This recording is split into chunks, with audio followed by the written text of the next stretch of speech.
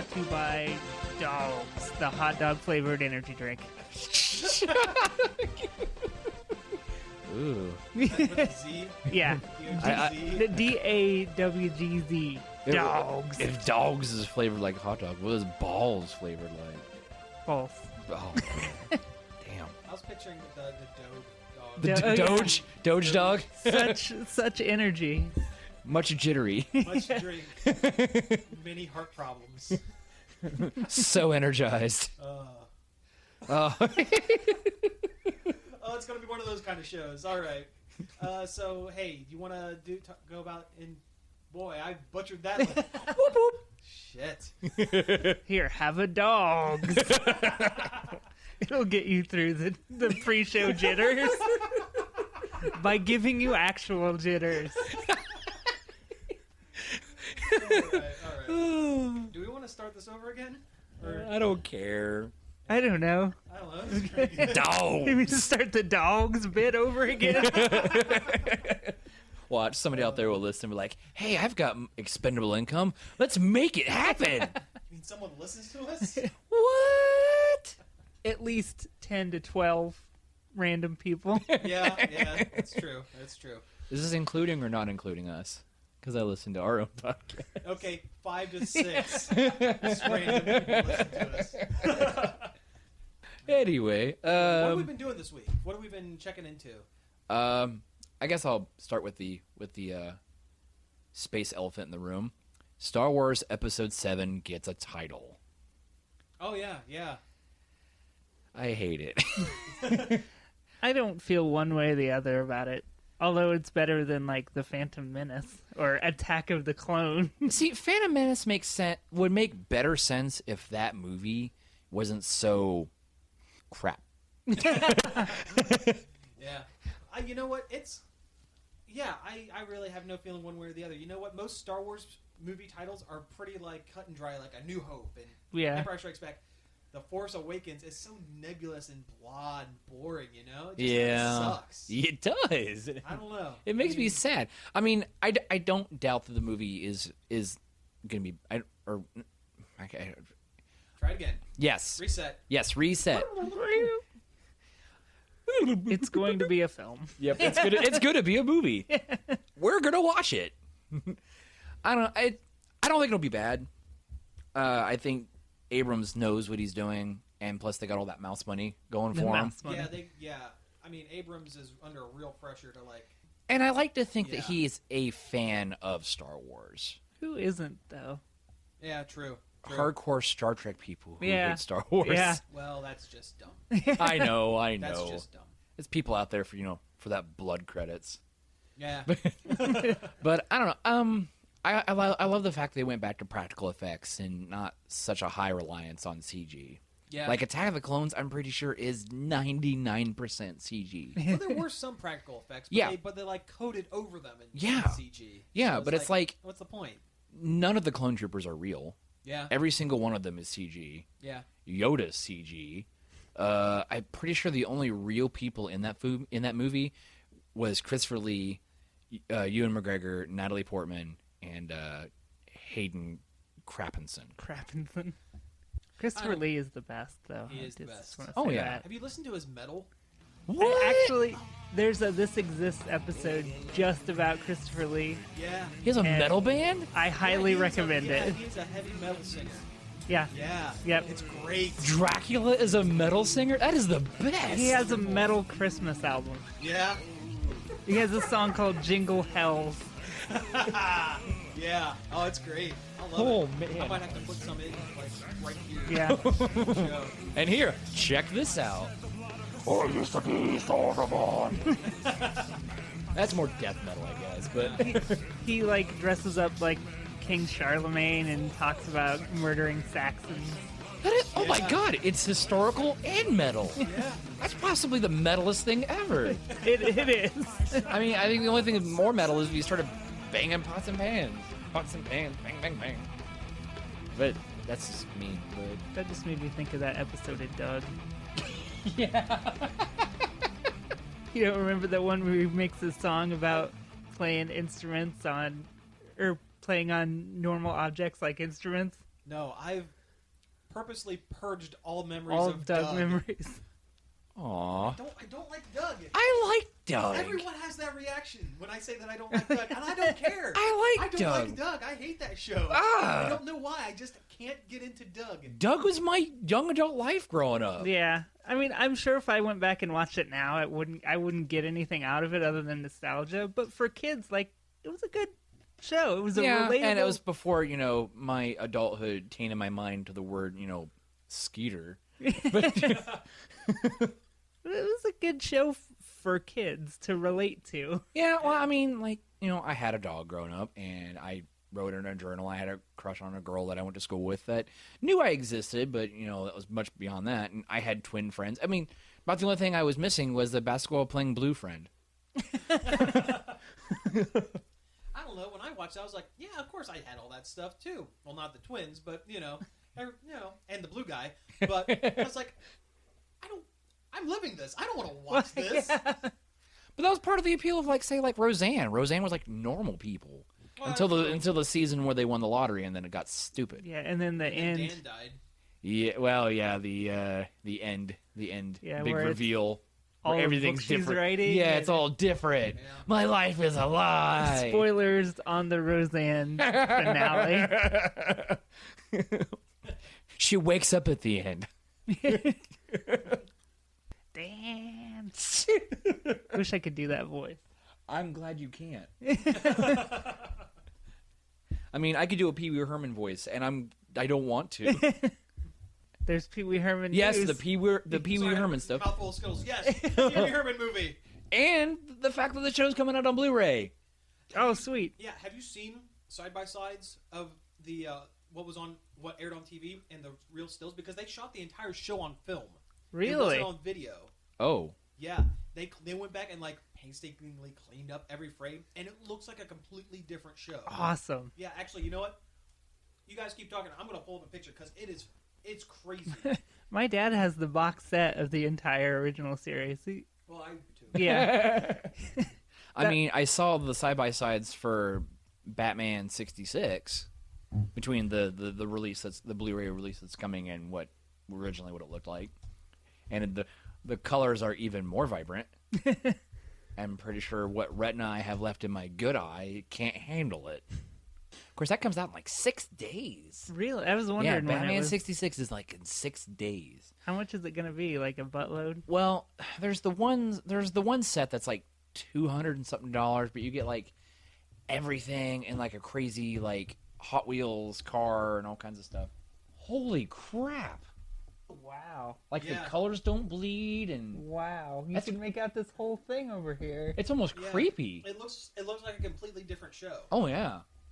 God, now I almost don't want to see it because then I don't want Cherry to fill my nightmares. Or the weird little puppet band. What were they called? I don't even remember. The Puppet Land. Well, I don't want to get confused with King of Pretend Land or whatever. The King of Cartoons? Yeah. Blackula? The King No, of Cartoons? no, not the King of Cartoons. No. King Friday from... Yeah, King Friday from Mr. Rogers. Rogers. Yeah. Meow, meow, meow, meow, King Friday. Pee-wee's Playhouse was a huge part of my childhood. I think it was a huge part of everybody's childhood, or at least everybody who mattered. My dad would wake me up in the morning so we could watch it on Saturday mornings. That was cool. I wish my parents would have done something like that. The most I remember interaction I had with, aside from watching Simpsons with my entire family, because growing up when we lived on the farm, we had one TV, no cable, just the antenna sticking off the side of the house and catching whatever we could, and it was Simpsons. And at some point, I don't remember how. I don't know if it's when my grandparents got satellite. I don't remember when, but we got Disney, and I was able to watch DuckTales. And I have this really fond memory of my grandmother always yelling to me and my sister, "Duck Butts" was coming on. And just her saying that would make us giggle like idiots. And we would come running in and watch DuckTales. And then I'd watch Tailspin and then Darkwing Duck. And then I discovered Gargoyles, and that was the best thing ever. And my fondest memory of Keith David, other than They Live. Yeah, Gargoyles is a weird blip in Disney. It was super serious. Really not that much comedy outside of Broadway. Yeah. But then there's that like really serious like PSA kind of episode where Broadway is playing with Elisa Mazza's gun. And shoots her? Yeah. Oh, On jeez. screen? Yeah. Yeah. Oh, Well, it's not so much. He's like fiddling with it, and then it goes off, and then he's like, "Oh They man, look around, and she's like laying on the floor. Yeah. Looks like she's dead, and it cuts to commercial. yeah, Oh, God. crap. Gargoyle just shot him, the hero. yeah," Oh, and God. yeah, and then the next thing she's in the hospital, and all her family's around, and Goliath's all kind of like hanging out the window, like he's freaking Vincent from Beauty and the Beast. If you want to talk about another show from the 90s. He breaks the gun and says, "This is the weapon of the enemy." Wait, Yeah. that's Batman. Yeah, but he does break it though. He does break the gun. He does break the He gun. breaks the handgun. Yeah. But I think he scolds him for saying it's like something about like a toy or something. Yeah. Yeah, Hudson's running around with a freaking sword all the time. The only gargoyle with an actual weapon. Yeah. Not that they really needed them. Oh, I know, right? Yeah. And then he had like the weird Goliath clone. He's black with white hair. Well, that must have been Xanatos. the third season. I never watched. That the wasn't. third That wasn't I third never season. watched Gargoyle. That was. season. You never watched What? Gargoyle? No, I never. I did. have the first season. You need to watch I it. have the first three pirated. Yeah, well, of course you do. Yeah. Well, yeah. Well, third season was with Goliath and Elisa Mazza like trolling around the world on that boat from Avalon, Oh, yeah. meeting all those mythological peoples. Yeah. It was like it kind of picked up where the second season was kind of going with surprise. Xanatos' aide was actually Puck, Right. and and Oberon's daughter was Fox. So, yeah, McLeod. Yeah. Your dad used to say me like that too, Fox. Do a barrel roll. I guess that's one of the costumes in Bayonetta 2 Yeah. is a fox. Yep. I unlocked Really? it It's the just other day. Bayonetta with fox ears and a tail. Really? Yeah. It's like Does she have a scouter? Furry Like, Bayonetta. does she have like a Dragon Ball scouter too, or not? Yeah, like Fox does. Yeah. A Yeah. little bit. Yeah, And her guns turn into R-wings, and they make the shooting noises that R-wings do. that's stupid. And they have little fox and Falco keychain like hanging off the bottom of them. It's That's pretty cool. hilarious. That's cool. That's funny, but it's weird. That's even weirder than the Capcom characters being, or well, not so much Capcom, but the characters being in Monster Hunter. I don't Yeah. think that's weird. I think that's awesome. I mean, it's awesome. It's an odd twist. You can unlock Peach's dress too, and then her giant hair fists that come out that she summons are Bowser's fists instead. Okay. Yeah, I heard the Legend of... I haven't played the game yet, but I heard the Link's tunic turns all the money into rupees. Yeah. And any kind of thing you get has the Zelda... Do do do do. Yeah. It's pretty elaborate fan service. Yeah, I mean, the first Bayonetta game was a lot of, fan service. Yeah, But then she a had that- different kind of. Yeah. And then they had that whole weird, sexy librarian, glasses fetish thing going on, and then the weird gun heel. I don't know. I love Bayonetta. It's a great It's a series. good game. Man, where did we go? But yeah, I got it the other day, and it's really, really good. I haven't really been playing too many games. I still haven't even put in my code for my stupid Pokemon I just got. Oh, yeah? The rock fairy type. Yeah. I played that through a couple times. It made me want the game. Oh, the demo? Oh, Yeah. I still haven't downloaded the demo yet. Oh. I still got the email sitting in my inbox. I'm bad. I'm a bad Pokemon friend. or fan. I'm a bad friend to Pokemon, too. I keep them in their little balls forever. Yeah. Just sit there being sad. The Binding of Isaac remake came out, and it's really good. Oh, man. Cool. Rebirth. I never beat the original. I got a decent way through, but I beat Mom, but then after you beat Mom, then it opens up another 2 stages, and then you gotta go beat Mom's heart. The last area is the womb, and you go into it is her. a really disturbing game. Yeah. I have no idea. It started on Newgrounds, didn't it? No, it was by Edmund McMillan, who used to do a lot of stuff on Newgrounds, but the first one is just a Flash game that you could get on Steam. Yeah, but no, I remember playing it for free on a website at one point. Huh. Yeah, a long time ago. I think it might have been on Newgrounds. They might have had a demo or something. I don't know. I don't know. It was just creepy. It's worth picking up though. It's great. It's a great roguelike. Okay. Oh yeah, Zelda-like kind of thing. Crying child. Yeah, in crying a basement baby game. monster thing. Yeah. Okay. It's disturbing. Yeah. It's one of those games I can play over and over and over and over again, and a great way to kill 10 minutes and babies. And if you've got PlayStation Network, it's free this month too. Oh, so that's cool. Cool. Want to talk about? I mean, we're all here. Yeah, I know, right? Well, sort of. Sort of all. Yeah. Sort of all here. No Samantha for this episode, but she's working. Womp womp, real jobs. Oh, that woman equality and not being in the kitchen. Do I have to cut that out now? No. Right. I kid. I really don't believe. Talk about Comic-Con. Yep. Me and Sam went to the Wizard World 2014 Ohio Comic-Con, and we were there. He went there for 3 days. I was there for 2. I went the trifecta. I was there all 3 days. I went to the press event beforehand. Yeah. And that was pretty cool too. Yeah, that was cool. Yeah. Was it packed in there? Not more than usual. Yeah.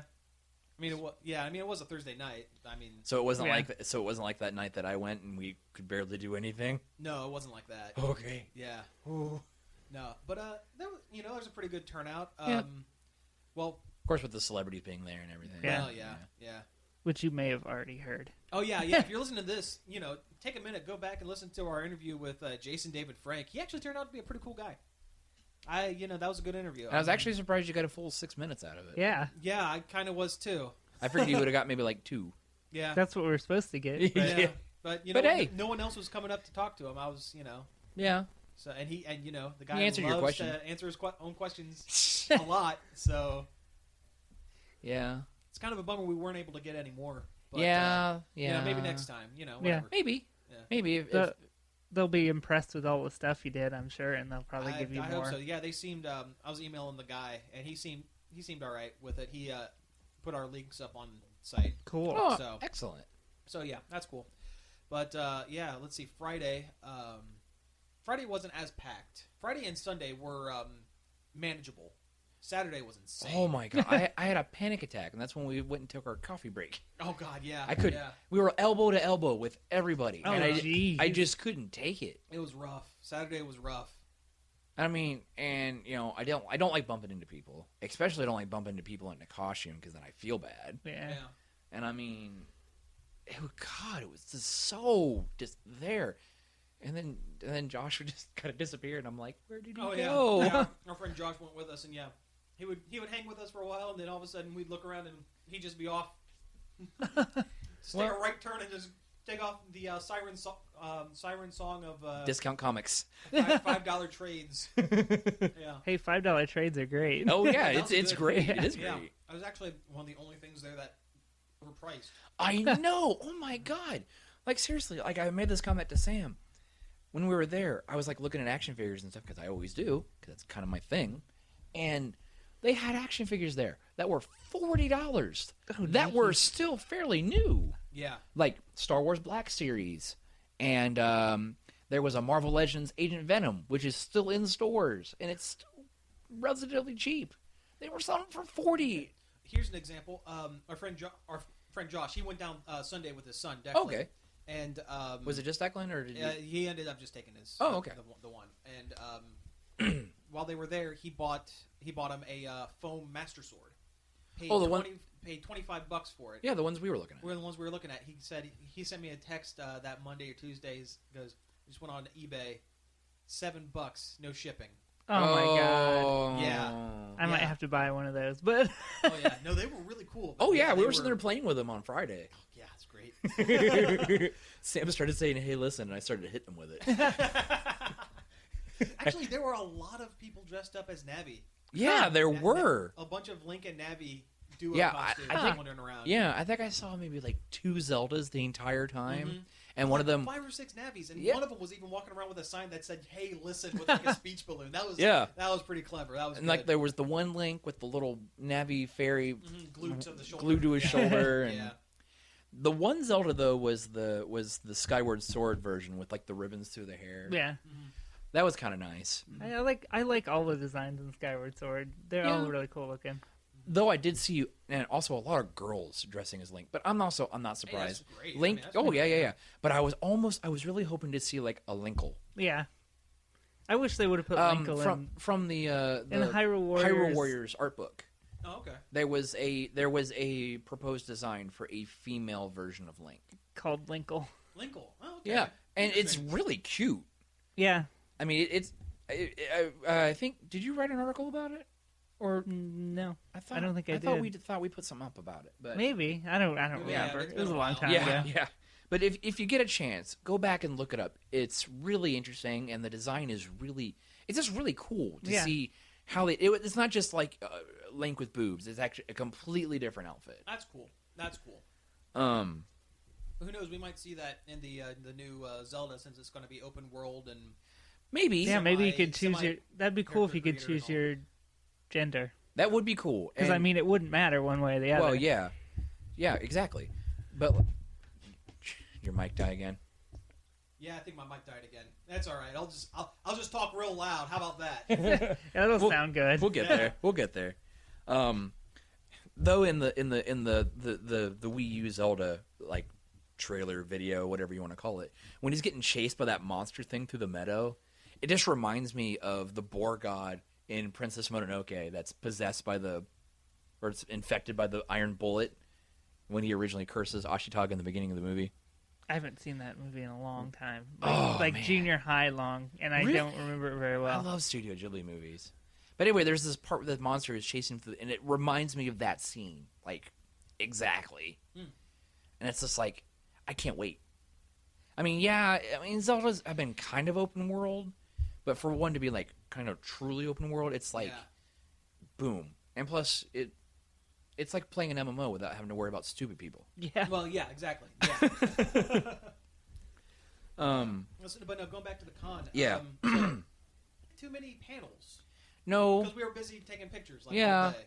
Yeah, I do. That is the one regret I do have. I do wish we could have hit more panels than we did. But the one we did hit, man, I'm so glad we did. Oh, that was the best. Bruce Campbell panel there. Nice. Bruce Willis versus the audience. Or Bruce Campbell. Or what'd I say? Bruce Willis. That would be pretty impressive if Bruce Willis was there.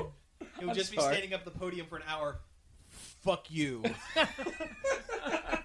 And then everybody would go, yeah! Fuck you, I'm Die Hard. Hopefully he's up there not wearing socks. Yeah. Yippee-ki-yay, this is my panel. But yes, no. Bruce Campbell, I apologize. Yeah. No, it was a great panel, though. It was great. Yeah, he pretty much stood up there and berated the crowd for like an hour and a half. And they ate it up. Oh, yeah. We loved every minute of it. Oh, yeah. But granted, like I said, I sometimes I think like the public persona of Bruce Campbell is different than what his actual person is probably like. Yeah. It's more like... Oh, for sure. This is what Bruce from, like, My Name is Bruce is like versus the actual man, Bruce Campbell. Yeah. But it's fine. That's what people come to see. People come to see an actor be what their... Expectations. Yes, what their expectation would be. And he pulled it off. It's amazing. Just simply... It was just fun and... And then he photobombed that picture I was taking there on the way out. Yeah, with Dark Man. Yeah. We were heading out of the panel. We were getting ready to go. I was like, okay, there's a couple of guys standing up near the front. I was like, okay, this is going to be the last picture of the day because it's a Dark Man, it's a Riddler, and some Man, Riddler, and pirate guy. No, he was actually he was another Sword Art Online character. Oh, no. Okay. He was the dude with the bandana from the Red Guild or whatever. Okay, so I just thought pirate guy. Yeah, whatever. And I think he was that all 3 days though because I kept running. He was. I did see him a lot. The same guy. Yep, he was even that at the after party, which I'll get to in a minute. Oh man, at the club. At the club. Yeah, but I was getting ready to take a picture of them. I had it all lined up, and all of a sudden, out of nowhere, like a flash, you just hear him. Hey, mind if I jump in here? You guys, all right? Here we go. As fucking Bruce Campbell poses, snapped the picture, and before I could say thank you or anything, boom, gone. Yeah, just took off down, was just gone. bat out of hell, and everyone's like a ghost, like a bright red giant chin ghost. Everyone's like seriously, I'm like trying to pull I'm like in slow-mo pulling the business card out of my jacket pocket, and I was gonna hand it to Bruce Campbell, and he's just gone. Down the hallway, you couldn't even see him. Just zoom. If there really is a real life Flash, I'm pretty sure that was it. And like the guys in the picture with him were like, yeah, before they what happened? They didn't have time to freak out. The one guy didn't even know. He's like, who was that? It was like, that was Bruce Campbell, and he's like, like Bruce Campbell touched me. I'll never wash this shoulder again. It was like a Bill Murray. Nobody's gonna believe exactly. It was. Except the fact that we have photographic evidence. Yeah. Or that time that Tom Hanks trolled that drunk guy by taking a bunch of pictures on his phone. Yeah. But no, Friday was great. Friday was fun. We had a blast. It wasn't too bad. Not that Saturday was terrible, but we had to take a lot of breaks. Oh, yeah, we took a couple breaks. It was just so busy. It was. I'm glad we got our looking at stuff done on Friday. Yes. Yeah, that's because it was impossible to go up to any of the vendors and see what they were peddling. Yeah, that's the way to do. Yeah, if you can't afford it, that's the way to do it. Is to go Friday and look at stuff, and then Saturday just kind of. And try not to catch the con crud. Oh God, yeah. I actually got over that pretty quick this time around. I didn't get it, but also at the time, people that I work around were getting sick, so I was like eating Dayquil and NyQuil like they were candy. I was popping Airborne's like. I always think about that, but I never do. Yeah, Airborne and enough caffeine and vitamin C, knock it right out. Nice. Yeah. Pro tip. Pro tip. Convert brought to you by Dawgz. Oh man. Exactly. Yeah. But no, Saturday was good. They had a bunch of panels going. Oh yeah. There was panels like all day. Yeah. Which not that we caught any. The one I feel kind of bad about missing was the guy that used to work for Funimation and the old animation guy. Oh, it wasn't Funimation, but no, it was Hanna-Barbera. Yeah. Yeah, the guy did like all the old He-Man art. Oh, and Filmation. That's Filmation. Yeah, there we go. Yeah, there we go. Yeah. But and I was like flipping through his book and stuff. I was like, this is the guy that drew my childhood. Like seriously, like Brave Star and like all these cartoons that I loved as a kid that apparently no one's ever heard of. I've heard of Brave Star. Yeah, but I had a toy. Yeah. I had just the one, but I had one. No, the guy was selling like old production stills and stuff from like Ookla the Mock and like Thundar the Barbarian. Oh and man, it was amazing stuff. If I had the money, I was like, okay, I'll totally buy some of this. And I did have the money, and I was going to go back and buy it, but when we passed his booth, when I thought about it, he was gone at a panel. Yeah. You can get animation stills off eBay for reasonable prices. Okay. There's ones of the Super Mario Brothers Super Show that are just ridiculous, and I've wanted to buy one for a while. Model Mario and Luigi. Yeah. Hey, paisanos. But there's He-Man and She-Ra ones on there too that are pretty great. But no, I do wish we could have seen Robert Englund's that would have been cool. Panel. That would have been cool. Yeah. I mean, I talked to a lot of people at work. That are kind of in the not just my friends, but like people that are kind of in the geeky circles. Mm-hmm. They talked about how some of them were kind of I'm not sure how they felt about the whole kind of excuse me Halloween theme that the con was, because you know Robert Englund, all these Walking Dead actors. Well, you're always going to have Walking Dead actors. Well, I know. Yeah. I mean, until the show dies. I don't think Norman Reedus has a house. I think he just lives in conventions from con to con. A con drifter. And the wind blows in from the east comes the Norman Reedus. Wow, wow, wow. Where does this kid live? His kid whose name is Mingus. Mingus Ringus? Mingus Reedus. Mingus Reedus, that's what I meant to say. I like Mingus Ringus better. Maybe that's his middle name. He's Mingus Ringus Reedus. He was born with a permanent pair of sunglasses. But, I mean, yeah, but the Walking Dead, Robert Englund, Bruce Campbell. Oh, God. 2/3 of Charmed. Yeah, two-thirds of Charmed, two Buffy actors that were sitting so far apart from each other, it was ridiculous. Oh, with a ghost hunter in the middle of them. Which ghost hunter? Oh, God. Was it Grant? No. So it was the third wheel. He's like he's the guy who became the host. He was the one that did their reality show. Their little contest show they did. Oh, so it was like Steve Gonzalez? Yes, him. He's a pretty cool guy. But he was there, and he was like sitting in between them, and I'm like, oh, did you notice when I didn't even realize that David DeRocco and Sean Patrick Flannery were coming back this year. Their booth was one big table, and then Norman Reedus was seated with them, but there was like a curtain partition wall in between him. Between the two. Yeah, between him and Sean Patrick Flannery, and I'm like, that's kind of weird and rude. Yeah. I mean, did Sean Patrick Flannery feel bad that one year when like nobody was in line for him and there was a line out the door for Norman Reedus? I don't know. It's weird, and I'm like, I sit there and I'm like, man, a lot of these people work together for like years or months or whatever, and the fact that see them come, like especially the Buffy actors, because they did 7 seasons together, and then they're separated like that.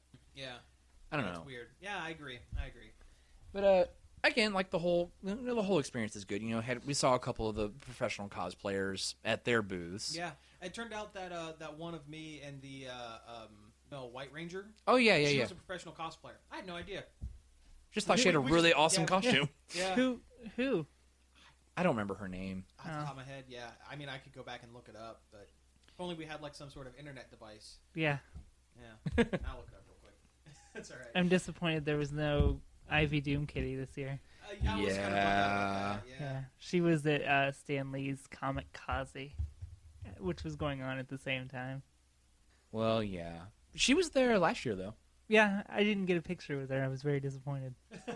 I almost bumped into her at one point. She was outside her table. I don't remember if she was walking around, but she was wearing her, I think it was her Doc Doom costume. Dr. Doom Kitty? Yeah. Where she doesn't actually wear the mask, she just kind of holds it out front of her face like a masquerade kind of thing. And then, her large tracts of land. And since Sam did, I'm going to have some. Yeah, go ahead. Eat some Skittles, guys. Oop. Sorry, Mike. Break the number one rule of broadcasting. Don't eat on the mic. I don't know, dude. When I listen to the radio in the morning, and the morning show I listen to, the one host is constantly eating. Yeah. And they always talk to her like mid chomping on like a breakfast cracker. Is Sony? I don't know who that is. I don't follow a lot of cosplayers. That was her, right? Yeah, I think that's her. I think that was her. That's Star Sapphire. Yes, it is. Oh. Yeah, I don't follow a ton. I think I have Jessica Nigri and I think everybody Kitty, who follows cosplay has Jessica Nigri. Yeah. I don't really, She has good costumes, but there are 2 reasons that people follow her. Well, yeah. She genuinely seems like a pretty cool person. Yeah, she does, Yeah. and I like it when she's on like the Philip DeRaco show and stuff like that, popping on doing things. I mean, she seems like a genuinely nice person, and she actually likes the character she dresses as. Yeah, well, yeah, sure. And also, she does have an amazing Charizard costume and a Blastoise. Oh yeah, those starter Pokemon ones were great. Yeah. The freaking the guy that was Freddy on Friday and then Spawn on Saturday. Oh yeah, man, yeah. Oh god, his costumes were him when we got done taking his picture in that Spawn costume. He's sitting there holding his wings, just kind of walking sideways like he's Zoidberg. Oh yeah. Speaking of wings, I guess that she was the Maleficent we caught on the way down to the food court. Yeah, she ended up winning the best villain costume for the contest. I would hope she looked exactly like what she did in the movie. It was crazy good. Wow. Yeah. Oh yeah, contacts, makeup. She had highlighted her cheekbones. She didn't do prosthetics on her face, minus the horns or whatever. But ears. Yeah, she did have the ears too. I need to see that movie. I want to see it. I've heard it's only kind of good, but still. That's what I've heard too. I've never actually gone out and watched. I wanted to. It's on DVD now. I know, right? On Tuesday. I know. And Snowpiercer is coming out on Netflix really soon. It is. It is on Netflix. Yeah, I really want to sit down and watch that. But yeah, I mean, the con as a whole was generally a good experience. Yeah, I will say Sunday was calmer. It was a lot calmer. And isn't that to a point? Because you made the comment like, "Well, we've reached critical mass," so I'm just gonna. That's just because I'd been down there for 3 days and I was tired of eating Subway. Yeah, it's the only food down in the food court that you can trust. You know, the chicken I had on Saturday wasn't bad. I like the Chinese place. Which one? Not the one where I get my lukewarm sushi, right? Yes. Yeah. Okay. Yeah. No. No, I was sad the burrito place was closed. I had them last year, and they were really good. They were like Chipotle like quality. Yeah. And I was like, that was really depressing. Actually, now I'm thinking about it. They have the sweet Spider-Man popsicles at the ice cream place. Oh yeah. You mean the ones like gumdrop eyes? Yeah. Oh. Yeah. I had one of those at Matsuricon. But yeah, the con was great. I just wish people would dress as things other than Deadpool, Harley Quinn, Jaegers from Attack on Titan. A ton of Star-Lords this year. Oh yeah, I'm not surprised on that one. I'm so sick of Deadpools. Yeah. I mean, I like Deadpool as a character, but the costume is getting a bit much. Yeah. And if you're gonna wear a morph suit, wear some freaking underpants. God dang. Yeah, a lot of Mandy. A lot of Deadpool dicks. A lot of Mandy. Dang. I'm just glad none of them peed a little. They've been really awkward. I don't know. Like, people think dressing like Deadpool gives them carte blanche to act like an asshole. Yeah. It does. It really does. I've watched a that. lot of like con videos, and it's almost like they get a free pass for like sexual harassment, and then the women love it. I don't know. That's awful. But actually, this year, I don't have any complaints about any of the people that we ran into. No. Everyone was very cool. Yeah, we didn't seem to run into any, overly douchey people. Yeah. I mean, we ran into some tired people and A lot of tired people. Yeah. and people who were just trying to do something, and then they just kept getting pounded and pounded and pounded for pictures. But those were generally the people who had great costumes. Yeah. And then that guy in the kind of shoddy Groot costume, he was fun though. He was making it good for the kids. No, he was. Yeah, I think all he said all day was "I am Groot." Oh yeah, He definitely. stayed in costume the entire day, but it was really cool. Oh yeah. No, I mean, I will say Sunday, I was getting ready to leave, and he was on the escalator heading down. I was heading up, and someone yelled, "I am Groot," and he turned back and went, "You don't get to say that." I thought that was good. That was pretty funny. that kind of reminds me No, that was Saturday. I was with you. That was Saturday. You're right. Yeah. You're right. The whole weekend just kind of fall. Oh, I know. Yeah, we were behind him, and somebody said, "We are Groot," and he just looked and goes, "I make the call on that one." That's what it was. Yeah. And then there was that kid dressed as Carl from The Walking Dead, and I yelled, "Get in the house, Carl!" And his mom thought it was hysterical. Yeah. Oh man, that's another thing. Like Daryl costumes are reaching the critical mass of Deadpool costumes. A lot of Daryls because it's super easy. It is super easy. And Norman Reedus was there. Yeah. This is true. And the fact, on Friday I was dressed as the 11th Doctor, which is the easiest Doctor Who cosplay on the history of the planet. Other than I could just wear a suit and said I was the Master or Saxon Hal or whatever. Actually, you'd have to wear a dress now. This is true. Oh my god! I called it. I called it first episode. Oh man, spoiler. Oh, sorry. Well, I'm not going to tell you anything else, but I know. Oh man, did you watch it? I caught clips of it. I didn't watch the whole. I watched the thing. episode. But let's not spoil anything. I know. Else, I'm just going to say it was good. Yeah, it was good, and I can't wait for tomorrow's. Because that's the part 2. Yeah, the part 2, the season finale. Aside from Christmas episode. Yeah. Where Clara's probably gonna go, boop, be gone, or I've heard some people say that she might die, and I'm like, I don't think so. I hope she doesn't die. But well, she's gonna have a lot more time to do cons, I guess. Yeah, right? so the fact that she is gonna come to the Indiana Comic-Con in March, which I'm excited for. Now, I am too. Other Doctor Who actors were making the circuit of Wizard World, just not ours. Yeah. Well, the Indiana Con's not Wizard World, is it? No, it's just Indiana Con. Yeah, there's a chance that we could have a Power Ranger other than Jason David Frank show up. Maybe. I didn't really look at the list. I saw was mostly voice actors. Okay, because like Billy West, a couple of Disney voice actors. That's cool. That's cool. I know. I heard. It's still I like a couple voice months actors. Off. Yeah. Oh, I do yeah. too. They generally tend to be better or cooler people. Yeah. All the ones at Matsuricon, all the anime ones were great. Yeah.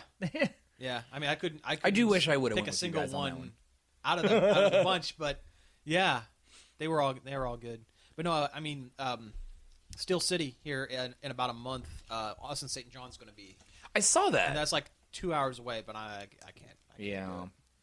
With Christmas and everything, I can't. With Christmas and I everything couldn't else. afford it. Yeah, no, I can't. Yeah. Even if they Just gave can't us swing it. press passes, I probably couldn't The afford the it. gas- gas, same here, the yeah. gas alone, Yeah. and then a hotel, Yeah, and yeah. yada yada, just a mounting list of crap. Yeah.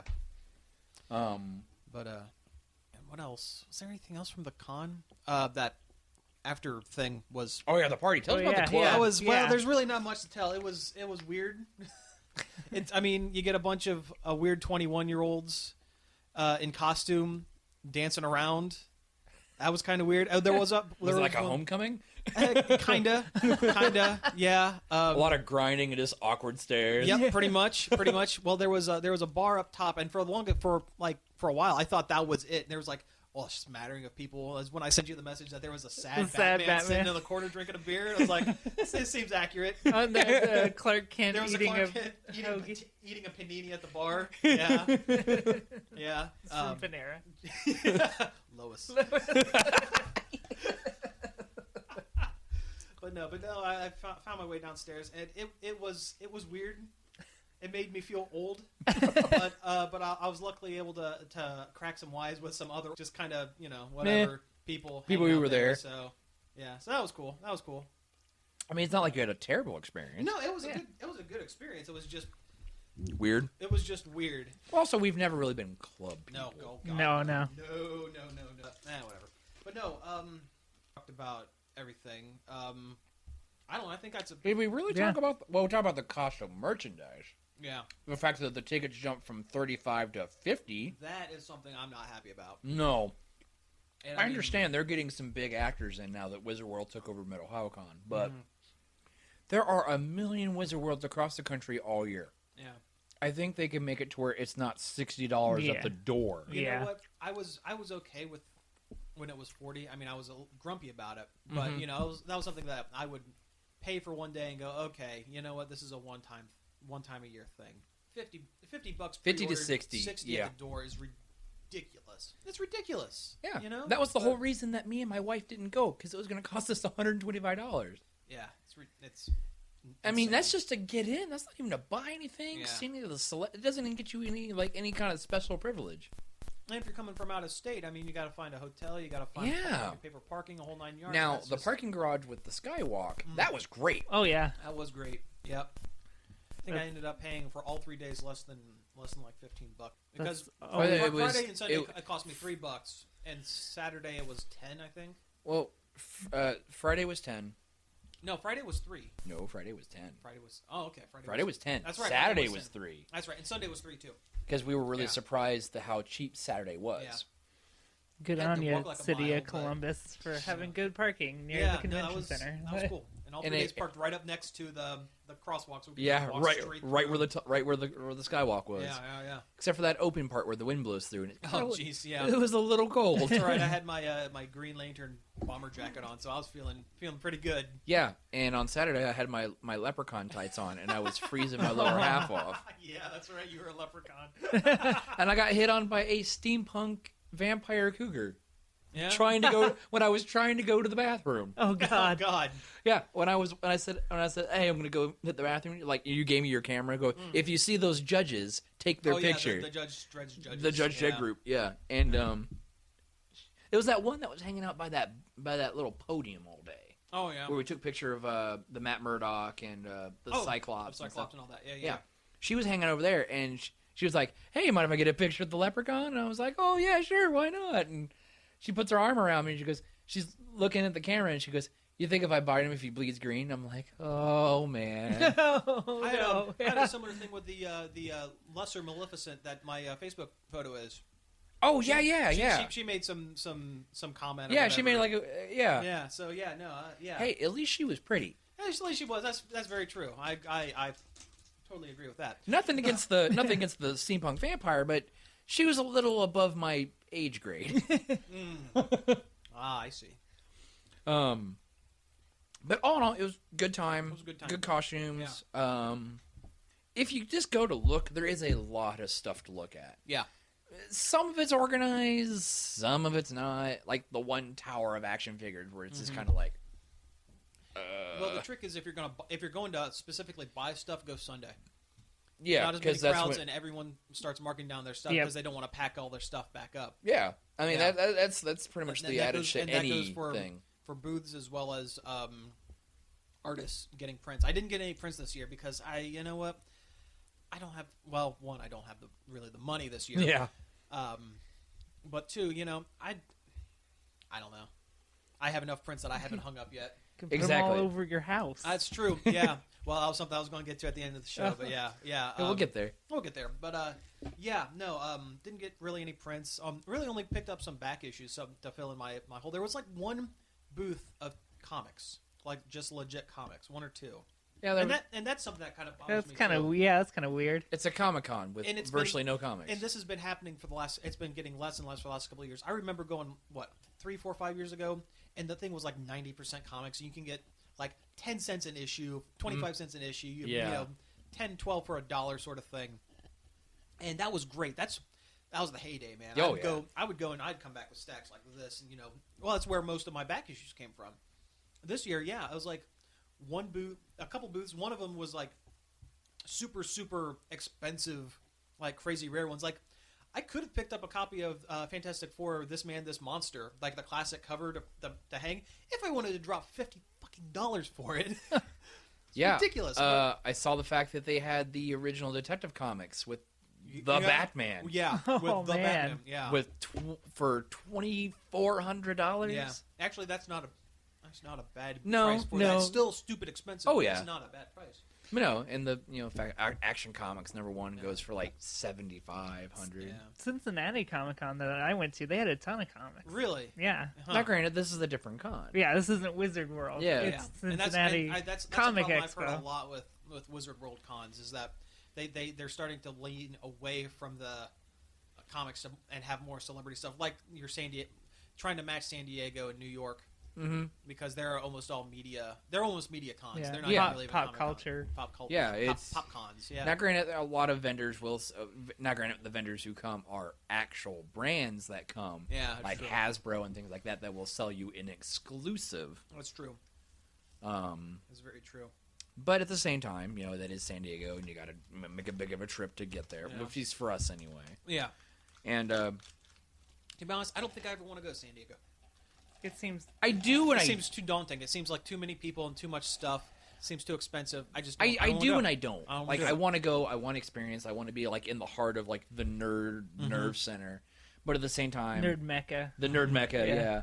And it's like, do I really want to put myself through that kind of stress? And wait in those lines. It seems lines, like a bunch of the lines. financial stress, just my slight fear of crowds. Yeah. Not that I'm afraid of crowds, but when I get packed in like that, I get antsy. Yeah. I don't like it. Well, and from the website point of view, so much news comes out of San Diego and New York that it would be detrimental to be there because at least being here, not at the con, you can quick get that news out. Yeah. But also, if you are there, though, you got to pretty much like kind of split off into teams, and everyone's got to go to like every panel. But no, if there was one huge con I'd like to get to, it would probably be like Emerald City up in Portland or something like that. City would be awesome. That would be a good one because it's more of an indie press. Oh yeah. They're more about the comics than everything. A lot of my favorite artists go to that one. So. Yeah. And honestly, were there really that many like big artists at Wizard World this year? There were a bunch signed in, and none of them showed up. Yeah, Kevin McGuire, the one artist I really kind of wanted to see, and the guy that if I were to buy a print this year, I would have bought from him because I love his art and I love the stuff he used to do, the he did the Justice League '80s with Brewster Gold and Blue Beetle, the goofy ones. Yeah. He dropped last minute because he was sick. There were some others. Let me look. Did Crow Guy show up? No, James O'Barr did not show up. It must have been raining somewhere else. The line from the movie. Yeah. Can't rain all the time. Was the Archie guy there? He wasn't. No, Dan Parent didn't show up either. I should have got a sketch from him. Yeah, I'm so happy about my my little Jughead I got from Dan Parent last year. Pretty great. But no, overall it was good. I mean, I will definitely go back to another Wizard World Con and stuff. Yeah. There's actually one in Cleveland in February. February. I have a mouthful of Skittles. Shut up. Foo Bar Bear. Yeah. Harry. But no, there is actually a couple of cons that's coming up. You know, the Indiana Con, March, the Ohio Con is coming up, which the is really kind of more your guys' stuff. Yeah, but I'll definitely. It's an anime con, yeah. I'll definitely tag along for whatever if we can get. And this is all kind of dependent on whether we can press passes. To be honest, yeah. You know, I keep telling myself, me and Steph say the same thing all the time: is are we going to go to Ohio Con? We talk about it every year. We have for years. Yeah. Do we ever go? Nope. Yeah. It's always like that. It's like that really hard time because it's right after Christmas, and we're still broke from Christmas. Yeah, Yeah. I'm right there with you, man. That horrible adult life thing. Yeah, I know. Oh, and I should probably mention while we were there, we ran into the guys from Geekcast X. Yep. The Geekazoid. Yeah, the Brian Geekazoid and Sean, and met Jake for the first time. That was kind of cool. Jake wasn't there last year. No, Jake wasn't there last year. It was just the two of them. And then we also met the third LaVoy, the younger brother. Andrew Garfield LaVoy. Yeah, I'm not quite sure I can't remember what his name was, but he spitting image of. He did look like him. Wow, he looked just like Andrew Garfield. Slightly more olive, but yeah, he looked like Andrew Garfield. Yeah, but no, I mean it was cool to talk to them for a few minutes, and I think they're going to start doing some more stuff for the website. I think, and that's pretty cool. That's pretty cool. When we could find the space to stand. Oh yeah. Like we were standing practically inside the tower of T-shirts. Yeah, the T-shirt tower. They always have that. Everywhere has that. Yeah. It's cool if you can go inside when there's not a crowd. Yeah. I walked through Sunday, and it was. I mean, there was some nice shirts. I mean, I wouldn't pay those prices. No. God, no. Not when there was a million websites out there to get T-shirts from. I'll just get a T-Fury when there's one I like. Yeah. Oh, what are they? Transformers. Oh. Nice. No, I go on Ripped Apparel. Ripped's good. Every day. I like T-Turtle. That's a good one. You just go to Dave the Shirt, and it gives you all of them on one website. Oh wow, I had no Really? idea. That's cool. I'll have to check that As out. a T-shirt collector, this intrigues me. Yeah. I love my graphic tees. As a guy who likes to buy shirts for $10 and not much more than that. Yeah. I just hate how long it takes to get a T-Fury shirt. Yeah. That We Love Finds like that too. Takes We a Love Find month. is expensive though. Not more expensive than going to like say Hot Topic or Yeah. something. Mm-hmm. You're still paying like $20 for a T-shirt. Yeah. But I like the fact that like We Love Fine and stuff like they most independent T-shirt support their art, the artists who Instead like of just dodging copyright barely. Yeah. T-Fury shirts. Yeah. Well, that's the same with the Ripped stuff. A lot of their stuff is it's like weird mashups that like just is marginally copyrighted. Yeah. I hate some of the mashups. They're just like that They're doesn't even. yeah, make it's a sense. stretch. Yeah. It's like Some crazy stretch on some of them. But I'll tell you some of my favorite mashups, and they're not on T-shirts. That come from James Farr. He's an animator, and he did like the Mario Ghostbusters videos. Yeah. The stuff I share with you guys. The Weavengers with Daisy as I like. It's Black Widow. I like the Ghostbusters one. That's a good one. Did you ever watch his Star Wars Smash Brothers ones? Those were pretty good too. I actually almost thought about making a Link Star Waker or whatever he calls them. I was gonna get like a power glove and put the Triforce in it and stuff. Okay, what else can we talk about? Flash is getting really good. Flash is getting very, very good. Yeah. I'm so glad that the Captain Cold had the glasses. Yeah, I and, know, and the, right? And the parka. And the parka. Yeah, that was it's a nice touch. Granted, he looks exactly like he did on Prison Break, but hey, well, whatever. Yeah, I know. Yeah, I'm not there for his face. There for the glasses and the cold gun. Yeah. But no, that was pretty cool. Constantine's out. Yep, I watched the second episode. Yeah, and the fact they how quickly they dropped the other girl. They pretty much, yeah. Steph was actually kind of butthurt about it a little bit. Really? Yeah, she goes, I liked her story. I just didn't like how they wrote her. How kind of dopey she was. Yeah. You know, I thought she was a competent enough actress, and I was kind of I'm kind of sad that she didn't get a full arc. Yeah, but I agree why they wrote her out. Yeah, because they need someone else who's a little bit more of a stronger character that can go and kind of match Constantine a little bit. Yeah, and I get that. I completely get that. Because with the doe-eyed, you know, I don't know anything about any of the Magic Worlds kind of stuff. It came off like asshole Doctor Who. A little bit, yeah.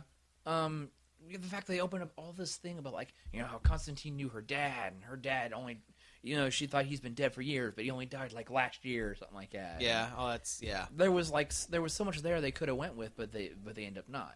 Yeah. You know, in the second episode, they're in like a coal town, and he runs into this girl who, I don't know if she dreams or she just has visions. She has visions, and she draws or paints whatever her vision is. And she's going to be the new companion.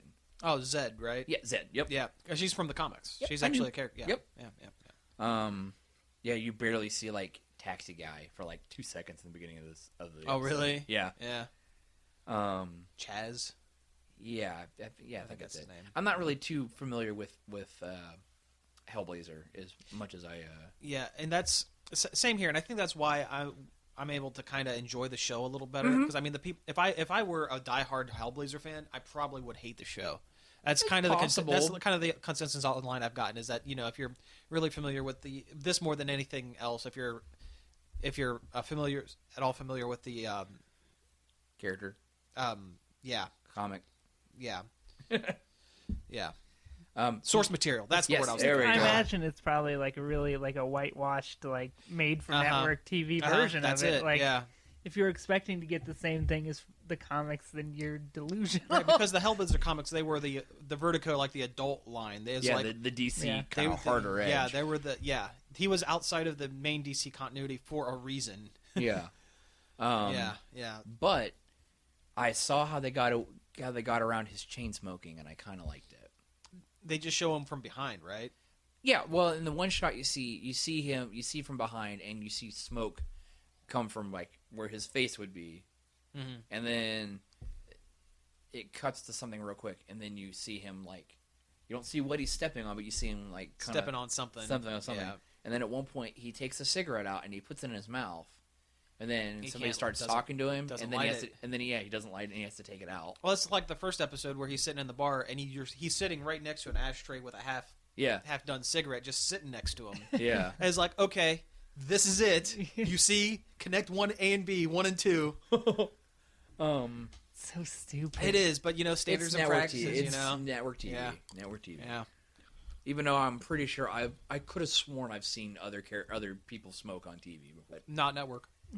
People smoke. It's not obscene. Like, though, as I'm getting older, I know less and less people who do. Yeah. Yeah. No, less and less people are. Yeah, true. Yeah. Me growing up in a family where everybody did, just walking through any house was like the fog. I kind of like the second episode. I mean, it was some of the special effects are a little cheesy. You know, it's almost like on a level of like almost like Supernatural or something like that. Well, you're not going to get all the money that they did for the first episode. No. For after that, you know, they had to get the pilot sold. You know. Exactly. Yeah. That's about it. I mean, I like it. It's not as bad as the Keanu Reeves Constantine. Oh, man. Although, you know what? There's a small part of me that enjoys it just for the cheesiness and the weirdness. Yeah, I like that movie. I didn't.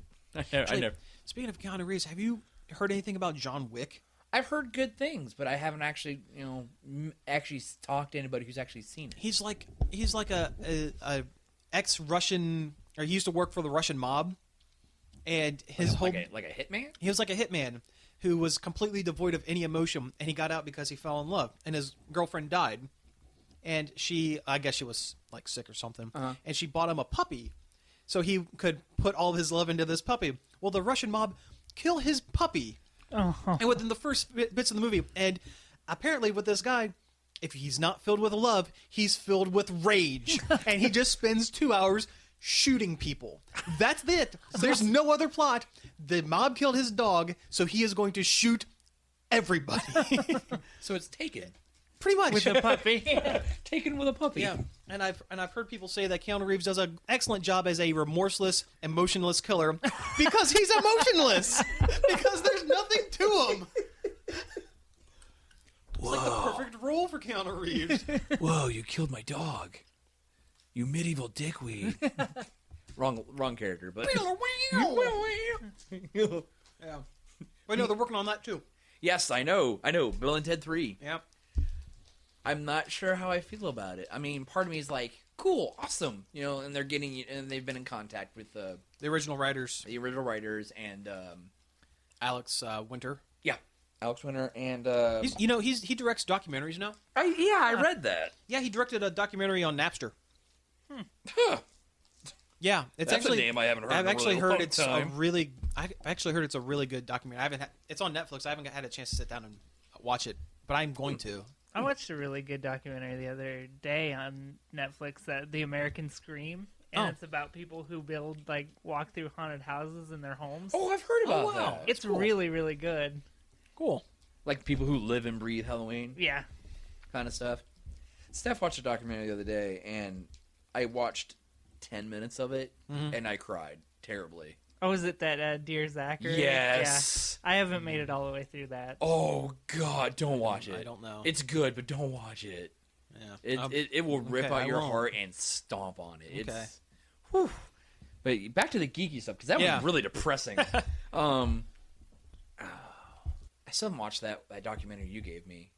Oh, Stripped? Yeah, it's pretty good. Yeah, it's a good one. I'm just so busy with work, and then when I get home, I'm just tired. I really don't want to watch. I have a hard time watching the TV shows I like. Yeah. The individual interviews are really interesting in Stripped, but as an arc, for the whole documentary, it's not.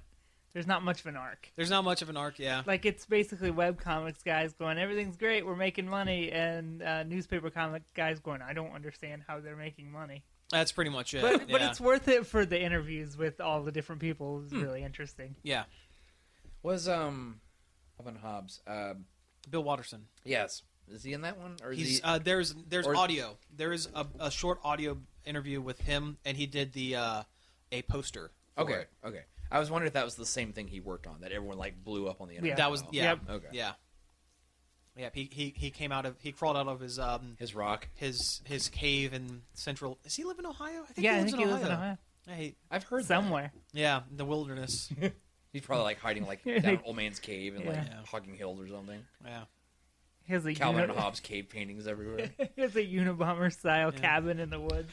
Yeah. Well, he did do 3 strips of Pearls Before Swine a while back. Yeah. Yeah. And that was awesome. Yeah, I did see that. Yeah. Oh, I saw a preview for a comic that I actually might pick up. It's along the lines of my weird fascination with apes and human-like apes. Okay. It's called Humans.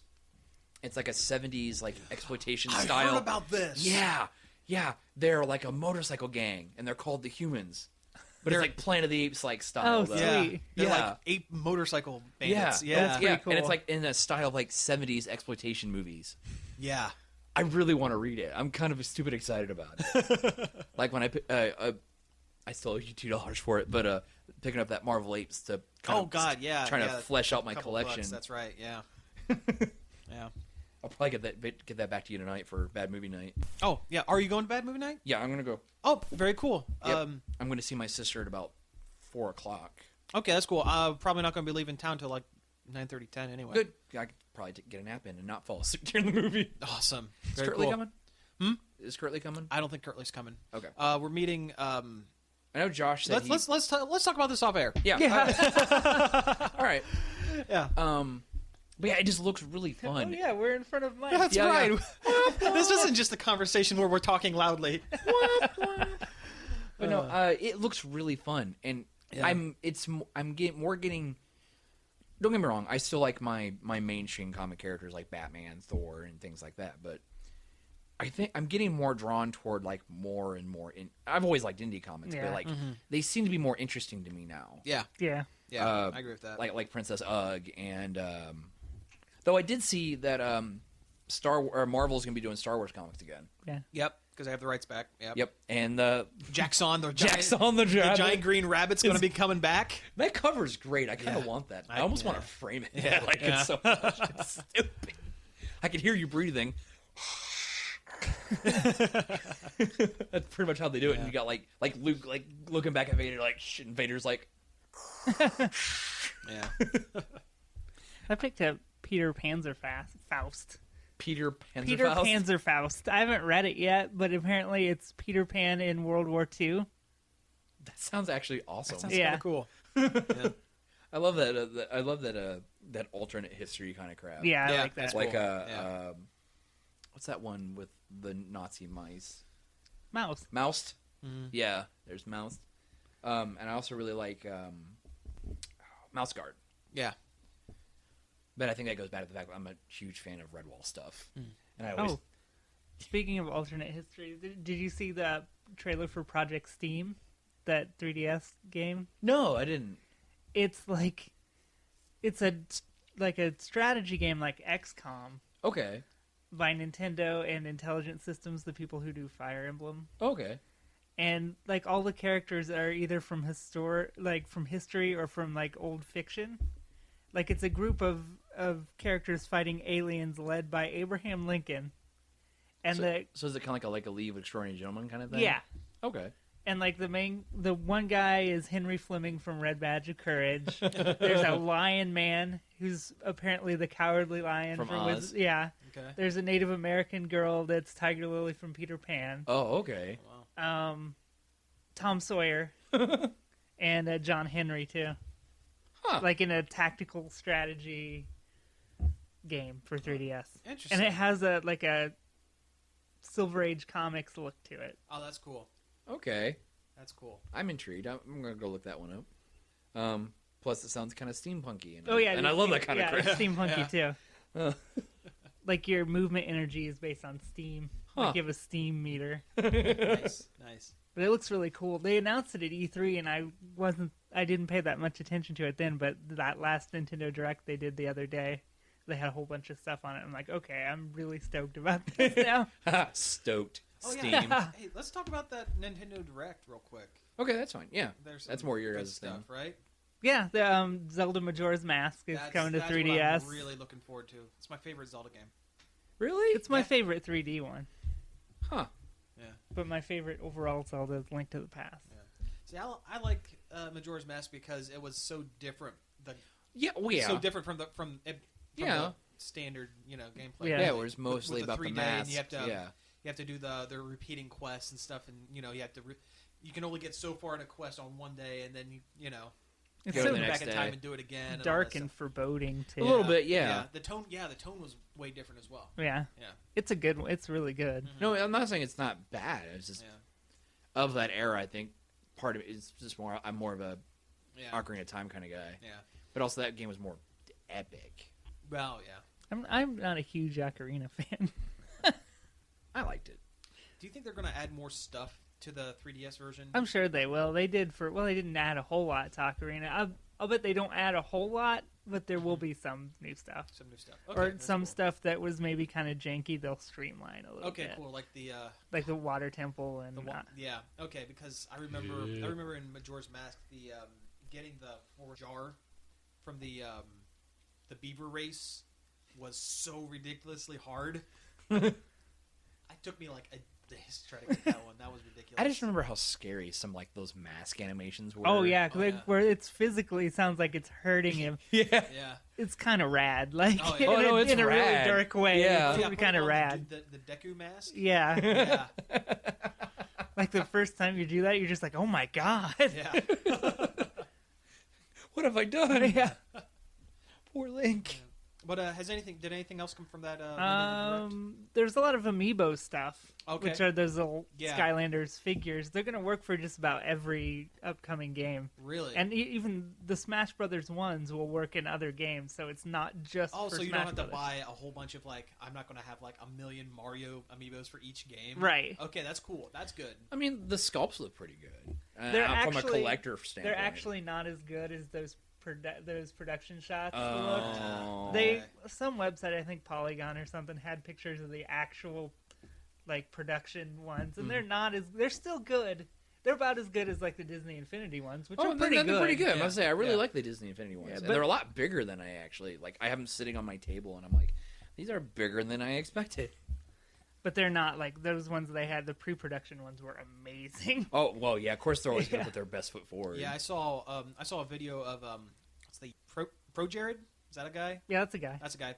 He was doing he was testing out the one, and he had a Marth amiibo, and it looked really, really good. And I mean the gameplay on it looked pretty neat as well.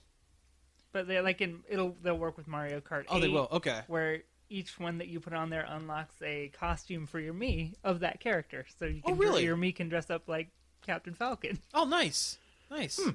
And it unlocks in Hyrule Warriors. If you have the Link one, it'll unlock the spinner from Twilight Princess. Okay. As a weapon, so you can ride that around and Oh, nice. kill people. Okay. That was I mean- that was one of my favorite dungeons. Yeah, that was cool. But it's basically like a figure that gets you DLC. But I mean, it's that's- better than just buying DLC and not getting a cool plastic statue. I mean, Yeah. why Yeah. not? Exactly. Yeah. It does give a little more.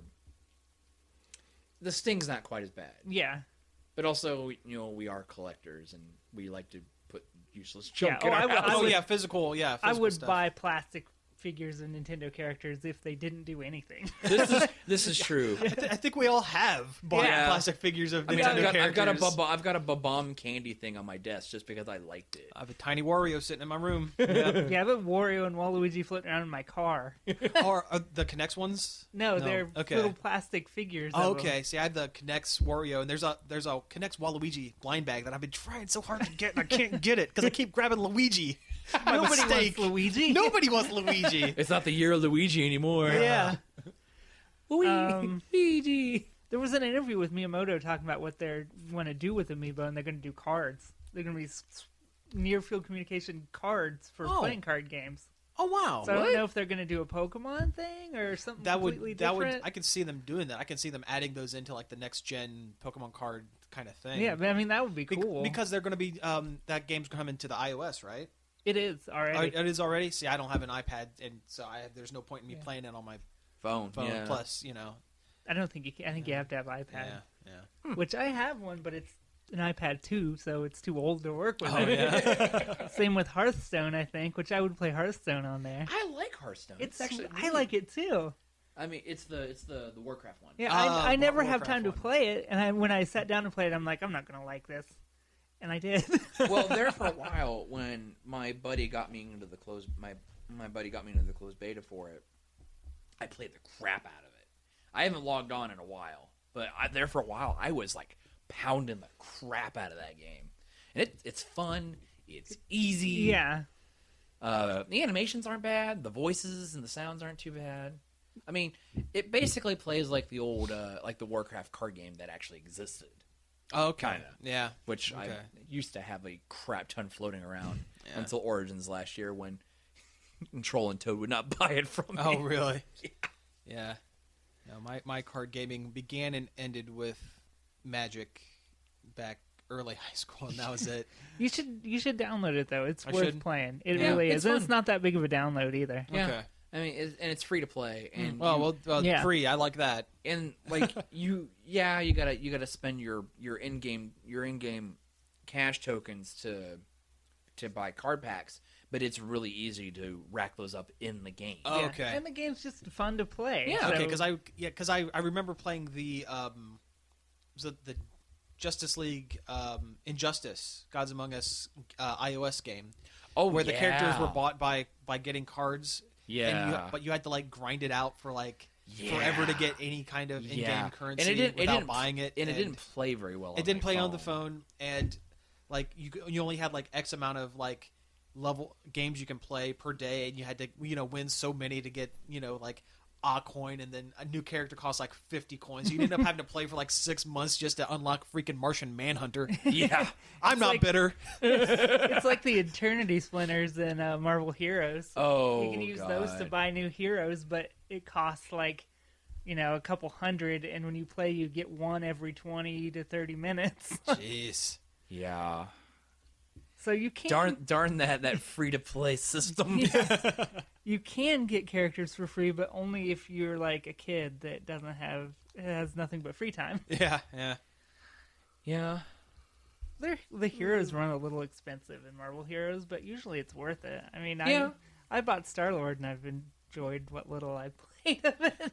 Yeah, I really do need to get back in that game because it is a fun game and it is a good game, and it's a well polished Diablo clone. Probably more polished than Diablo 3 was. Yeah. Yeah. I think I liked it more than Diablo 3. I definitely played it more. Yeah, I beat the story on Diablo 3 and I haven't really gone back. I never even finished the story. And I bought the game twice. I have it for PC and I have it for Xbox. Oh. Ouch. Yeah. Although I didn't pay full price. I got it on Black Friday for like 20, 30 bucks. Yeah. But, That's not terrible. Let's see, what other big news? I'm trying to think of other stuff from that. I thought real hard about writing a whole bunch of articles the other day, and then decided I've been awake for 24 hours. I should probably sleep. That's kind of why I bailed on the Facebook conversation last night. I was like, fine. I was going to work anyway. I'm exhausted. I was Time about to go to bed too. Yeah. And my internet was spotty, so I couldn't write anything. Oh yeah. You guys and your get to sleep at night. No, I rarely. I know. You work there like I do. Yeah. But the new Call of Duties came out. Yeah. Yeah, with their Dorito and Mountain Dew combo pack. Yeah. That's the deal. That's the deal at Meijer. Oh my god, that's the I'm not worst. surprised. I mean, it's a pretty good deal. You get a free 12-pack of Mountain Dew and a free bag of Doritos. It's a pretty sweet deal. Yeah, but it's also Call of Duty. Yeah, it also plays into a ridiculous stereotype that I'm frankly tired of. Yes, that hardcore video gamers just survive on Mountain Dew and Doritos. Yeah. But you know what? The ones who play Call of Duty probably and who buy it day and date probably are the ones that perpetuate the stereotype. Yeah. Yeah. Now, granted, I did watch somebody play it the other night. I was at Hobby Central for HeroClix. Oh yeah. I haven't been in there for a while. Me either. He put a TV on the wall. He put a TV on the wall. Yeah. Huh. But he put and he was somebody was sitting there playing Advanced Warfighter. Huh. Yeah. And I sat there and I watched it a little bit, and it does seem a little different than the past Call of Duty games. I mean, most of them have been, here's your gun, here's a Dust Bowl, go shoot people. Shoot people. Yeah. I don't, man. Other soldiers if you're playing multiplayer, brown people if you're playing single player. Man, I just... Yeah. It looked a lot like some of the gameplay interest. kind of remind me of like Titanfall. Which Titanfall I was really excited about until I played it, and then I got bored. I just don't like military games. Yeah, that is not in my fantasy wheelhouse. Like, I don't want to be a soldier. It's just not for me. I understand. I get a little... I really like the Battlefield games a lot. And I think it's... For me, a lot of it is the vehicle stuff. Mm-hmm. Yeah, then that's pretty cool. Like, not a lot of games do that. No, so not really anymore. Yeah. No. I love riding around in a tank and, knocking buildings down and shooting one random guy. Because that's about as good as I get. But the fact that DICE, the makers of the Battlefield 3, 4, and Hardline, I got into the closed beta for that, and I hated it. I don't like the whole concept of militarized cops, the video game. Yeah, it's I don't know, ridiculous. yeah. Like, I'm sitting there, I'm playing it, I'm like, yeah, cool, I get to drive cop cars and stuff, and I can shoot a helicopter down with my machine gun. But the fact that, where's this cop getting this rocket launcher from? Yeah. Especially with all the Ferguson stuff that happened, and then this game is coming out around the same time. I'm like, this isn't it's cool. problematic. Also, the fact, the game was, I don't think it was big enough to be a solo thing. It should have been like a DLC for, like, Battlefield 4. kind of like with the Vietnam. Or maybe like a downloadable thing. Yeah, that's what Vietnam was for Bad Company 2. It changed things, but it was still pretty much the same enough game where they just made it an expansion of that game versus a whole game that you're paying full price for. That while they were doing the E3 presentation for that game, simultaneously a police raid was happening in LA and helicopters were going over the convention center and do you see why this is a bad idea? Because this is happening right now, right in front of you during your... Yeah, and I mean, I was really disappointed in that. But anyway, DICE is putting out... they're bringing back the Star Wars Battlefront. Oh, awesome. Yeah. Yeah, and it's they're using the Frostbite 3 engine. And it looked, from what I've seen from the production videos, it looks amazing. Aside the fact that the teaser trailer alone was my dream because it's the Battle of Hoth, which is one of the most epic points in Star Wars history, in my opinion. Hoth. Why don't they call it Cold?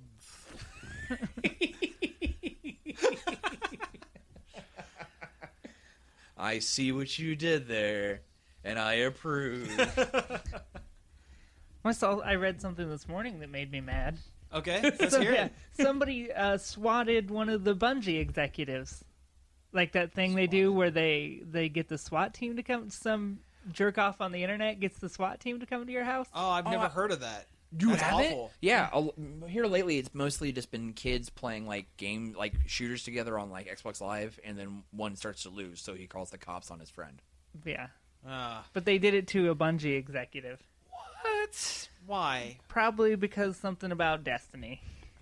And I'm sick of video game people acting like this. Yeah, gamers I know. acting like this. I am too. It's really hit ahead, and luckily Gamergate I think is done, or at least for now. Yeah, it's never going to be done. Let's face it. Well, there's always going to be a-holes clinging to it, but it's for the most part it's not relevant anymore.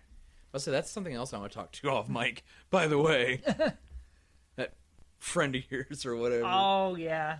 Yeah, we'll talk about that later. Speaking of Gamergaters, I know I showed you guys driving down to the thing on Thursday. Did I show you the video of the someone did a rebuttal video to the anti-Sarkeesian the Sarkeesian effect. Yeah, guys. No. Oh my God. We need to pause it, and you need to get your reaction once we're done watching it. Because, oh my God. We could probably play the audio. We probably could, yeah. You know what? I'm going to pause it here. We'll watch it. We'll play the audio in the thing and come back to it. Because, my God.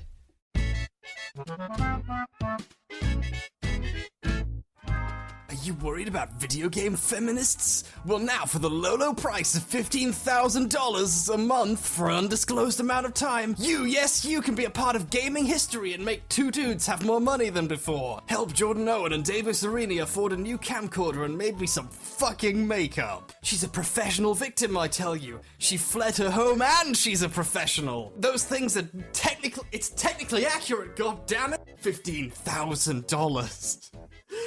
Why would I waste money on a mere feature-length documentary when I can watch Jordan Owen ranting on his couch about Anita Sarkeesian for 14 fucking hours for free? But now we have to go on the run. The feminists dropped Davis in the forest and he doesn't want to get dirt on his turtleneck. Come on, Davis, we have to... No, stop lecturing me about ethics. We have to get out of here. And can you please stop trying to start a forest fire? Oh, of course he has a trilby. Of course. Why wouldn't he? I mean, what else would you hang on your novelty toy skull? $15,000? But don't worry, though. These guys are totally cool with women. Hell, women love them. They get plenty of ass.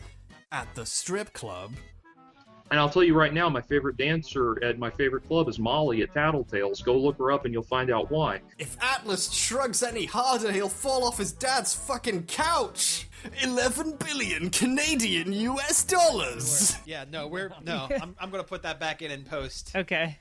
Actually going to try and do some fancy editing this time. But yeah, what an awful human being. Yeah, I'm so sick of those people. Yeah. When did they... I guess Gamergate kind of gave them this plateau, so now they're more in the public eye than they should be. Like they say, is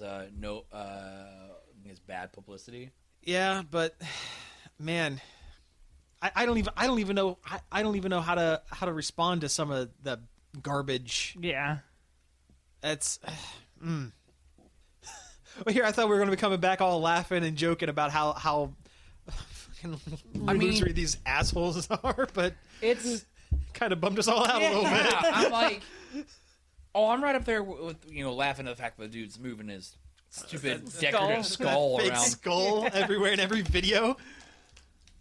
But it's like, it just makes me sad that people like that actually exist. Yeah. And I mean, it's not, 30, 40 years ago. Yeah. Like, I feel like some of these Gamergate guys who jump on this bandwagon are just like stuck in this mindset of women are second-class citizen, and the fact that I can't wrap my mind around it. And I guess maybe it's because I had decent upbringing and I don't hate women and I love my mother. Exactly. Yeah. See, I can't rationally come up with try to talk about this stuff because I can't get myself into that mindset at all. No, I can't even hypothesize. Is it like did they get rejected so much in high school that they internalized it so deeply that 10 has to be 10 years it. After high school, this is how it comes out? That has to be it. And don't get me wrong, I got rejected a lot in high school too. Yeah. But I'm not some psycho woman-hating crazy person. Yeah. I can't even accurately mock these a-holes, these jagoffs, because I just can't. I just can't. I just can't. It makes me feel bad for my choice in hat style. Of course you gotta fucking frill me. I like my hat.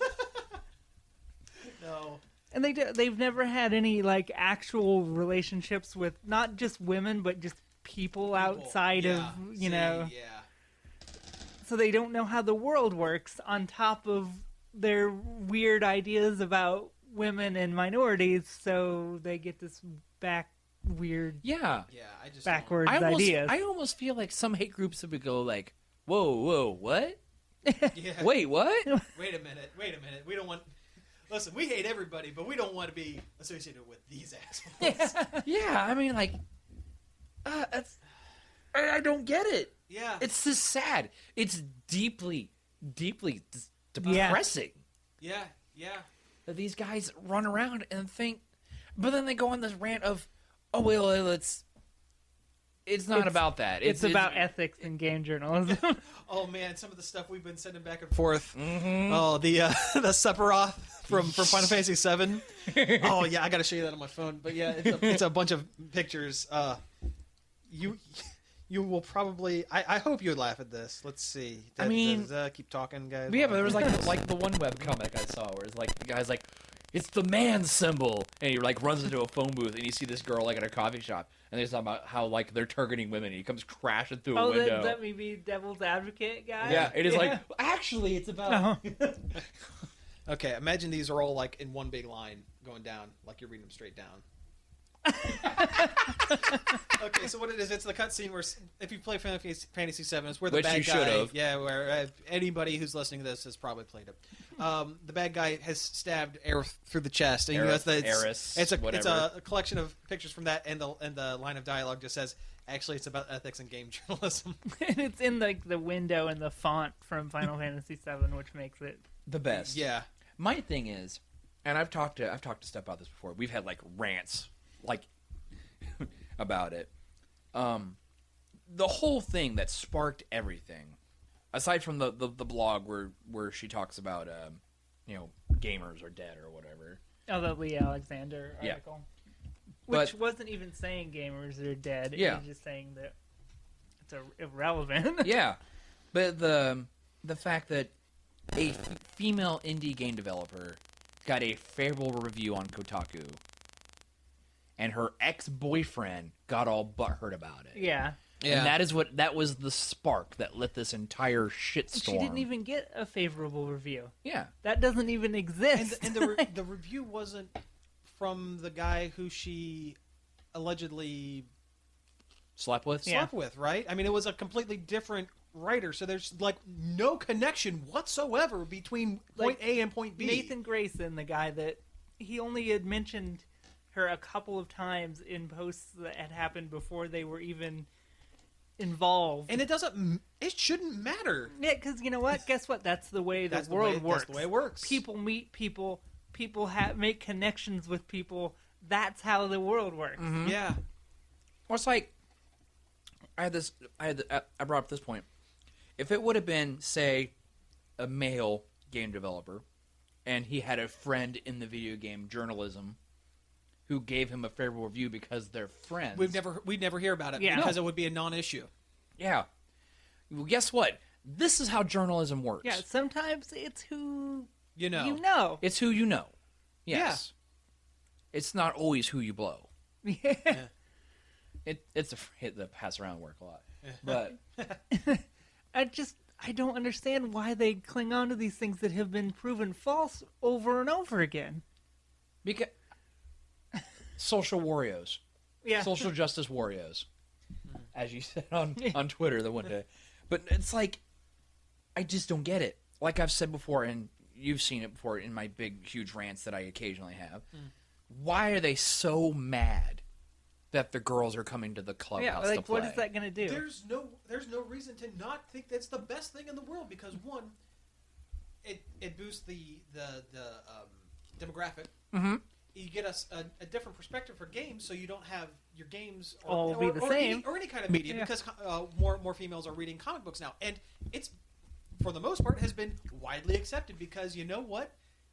Yeah, comics have taken a lot better than video games have. Yeah, mm-hmm. Yeah, and I mean, and that's hard to say because there are assholes who read comics too. Yeah, but for the most part, it's what little rumblings of this stuff has been pretty well squelched by all sides. Oh yeah, in the comics community. I mean, what few people got mad about Thor, the mantle of Thor going to a woman? Pretty much there was whatever. Yeah, that sort of stuff. New Batgirl, Cassandra Cain being a lesbian, proposing to her girlfriend, all this stuff. The fact that there are more artists out there that are women that are getting jobs in big line comics. Yeah. You'd think this would be the greatest thing in the world. Finally. It is. Finally. And it is. Yeah, it is. It truly is. But these guys act like it's the worst thing in the world. Oh, no, there's all these women who, I'm a heterosexual man, and I would love to meet a girl who shares my same interest. But no, alas, no, I can't. I am a heterosexual male who would love to meet a woman exactly who share my interests. Exactly. That's why I think it's so great. But no, actually, no, that's a joke. I think it's great because we need more people who are into these kind of things, and it's great that everything's becoming mainstream. Yeah. You know what? I've said for years that I'm not. I do play video games. I am not a gamer because I think the term is woefully outdated because. Just because, okay, I love movies. Am I a movieer? I love listening to music. Am I a musicer? No, because it is mainstream, and it's just kind of a taken fact that, it's a thing people do. People go to see movies. People like movies. People go and listen to music. They like music. Games and comics to a lesser extent, but comics are getting there because of the comic book movies and whatnot, and television. They're getting there. But games have become a mainstream thing because of iOS devices where everyone has a game system in their pocket. Yeah, everyone does. Maybe not everyone plays the game on their phone, but they have the power and the possibility. They have it there. Everybody has owned a Wii at one point now. Yeah, pretty much. Pretty much. It's become mainstream to the point where there doesn't need to be the label anymore. Yeah. And these fucking basement dwelling weirdos can't get with the times. They're afraid they're losing the one thing that they've put so much of their time and effort into. This is their entire identity, which is sad. That's on them, because whose fault is it that they're not a well-rounded human being? Yeah. Whose fault is it that they spent their entire lives focusing only on one tiny facet of their life, One. Them. Yeah. It's them. It's their fault. Not only that, it's like one of the least productive aspects you could have. It really is. I mean, I love video games. I play video games more than I do almost anything else. But I gotta do something else. Yeah, you gotta. Sometimes you just gotta leave the house. Yeah. I mean, shoot. I just can't. And I think that's why I get so frustrated about this, because I can't see things that way. If I play video games too long, I start to feel guilty and be like, I've got to make something. Yeah. And it's like, I've grown up with video games my entire life. Ever since I was a little kid, playing like the original Zelda on NES and stuff. Video games are always been a big part of my life, and there always will be. Yeah, I love playing games, even though I don't play as hard as I used to. But adult life and all that crap. Growing up, I would have loved to have a girlfriend or a girlfriend who played video games. Yeah. One, it's something you can do together. Yeah. Mm-hmm. Steph doesn't play games, but she likes to watch. She gets enjoyment out of the story and everything, and my frustration sometimes. Yeah. And she's not like a big player, but she enjoys watching. Because I tell you, video games aren't like what they used to be. There's now a lot of effort, well, sometimes, in like storyline and art. Yeah. It's a whole nother social medium, like movies, television, comic books. Well, just the fact that, the conversation has been made that video games should be considered an art form, like movies and television, and music and all that, and books and whatnot. And there have been a lot of proponents saying that no, it's not, because because the interactivity means that you're not just flat. There's an argument for and against it, but the argument, I don't think. But the fact the argument now exists should tell you that it's become mainstream to the point where labels are no longer necessary. It's been pretty much a given at this point that video games are art. Yeah, I think that argument. I'll tell you, I have played some beautiful video games, Mm-hmm. and now that that's true, now they have to, they're going to be criticized like their art. Yeah, they should be. Yeah, and they should. But like, I remember when the term gamer wasn't associated with video gamers, but tabletop gamers, like D&D players. Yeah. That was, in my mind, that's still pretty much a gamer. If you are a gamer, you play some form of...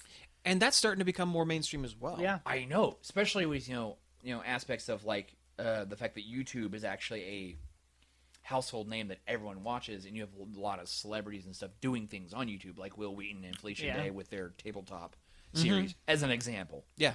I tell you, because of tabletop, I have bought a lot of tabletop games. Yeah, I've considered heavily a lot of tabletop games.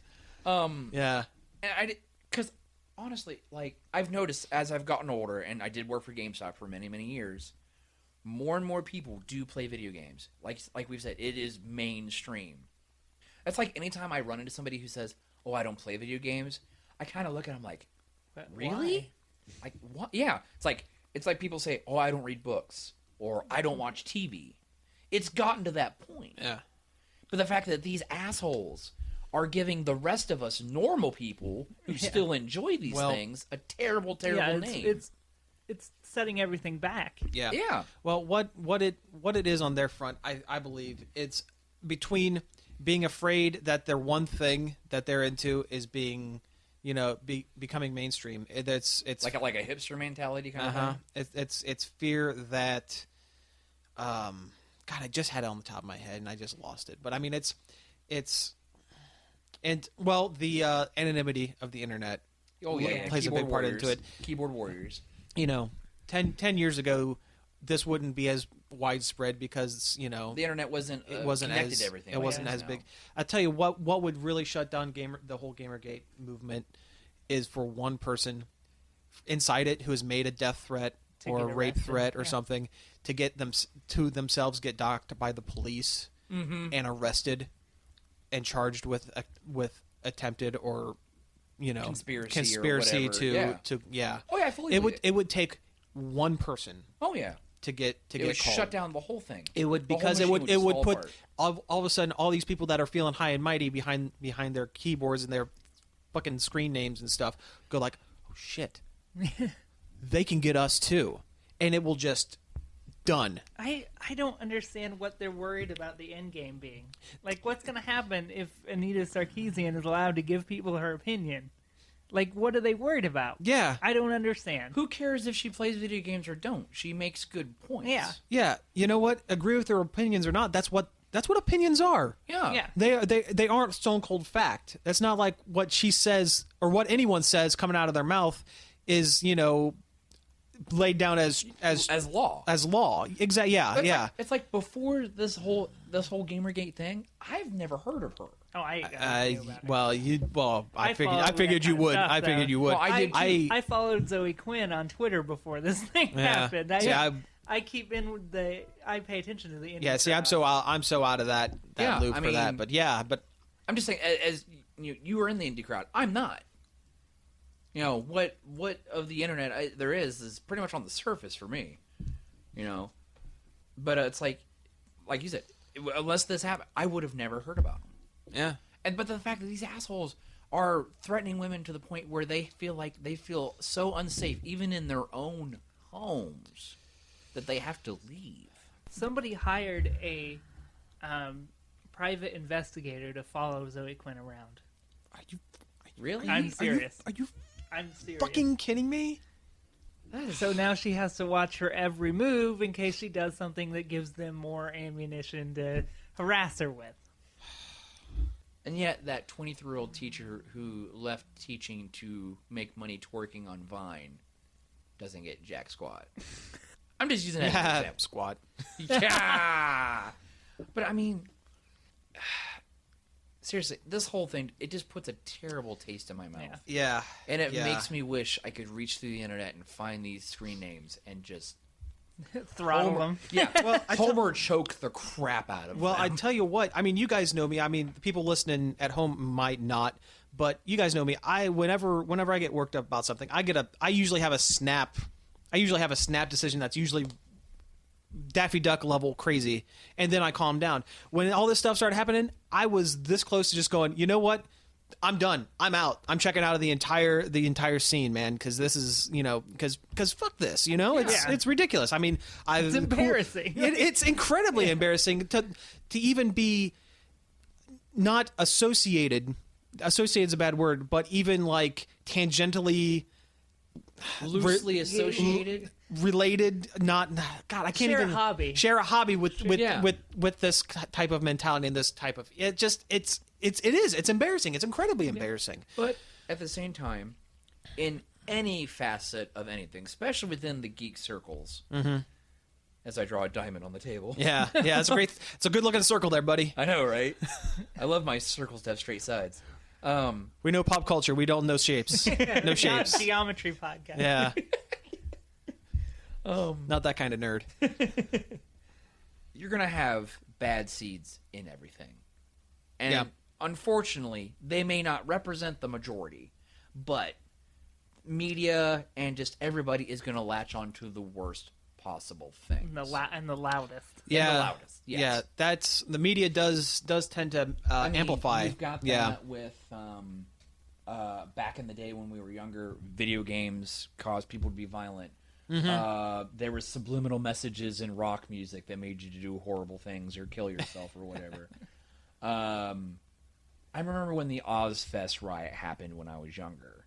And I went to Ozfest 03. My mom pitched a fit. It's like, it's dangerous. It's dangerous. To go alone, take this. Yeah, exactly. You're going to have, like, not all furries are about sex and fursuits.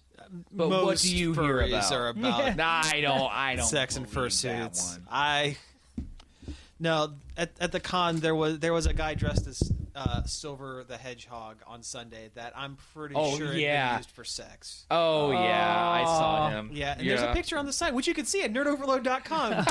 Comic-Con Roundup Day 3, right there in the center. I think I saw him on day 2. Oh yeah, yeah. His the eyes were they were paper.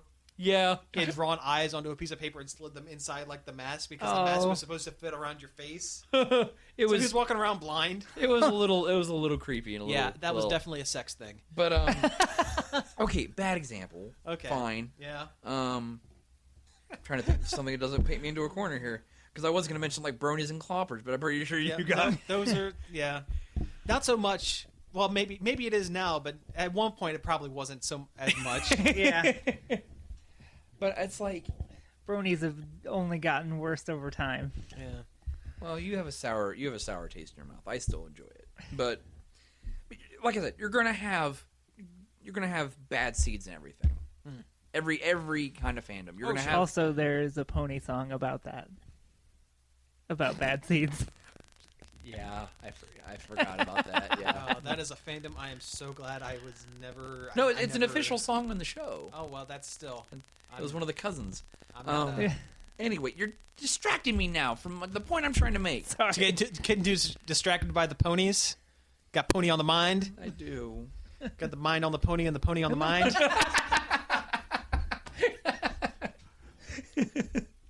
Anyway, come on, pony up. Here we go. Let's finish up. like I said, that's the thing is people always associate the worst with everything, just everything.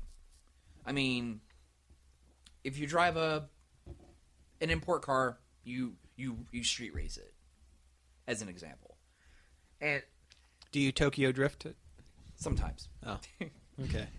Not in my little SUV. It has a tip warning on the visor.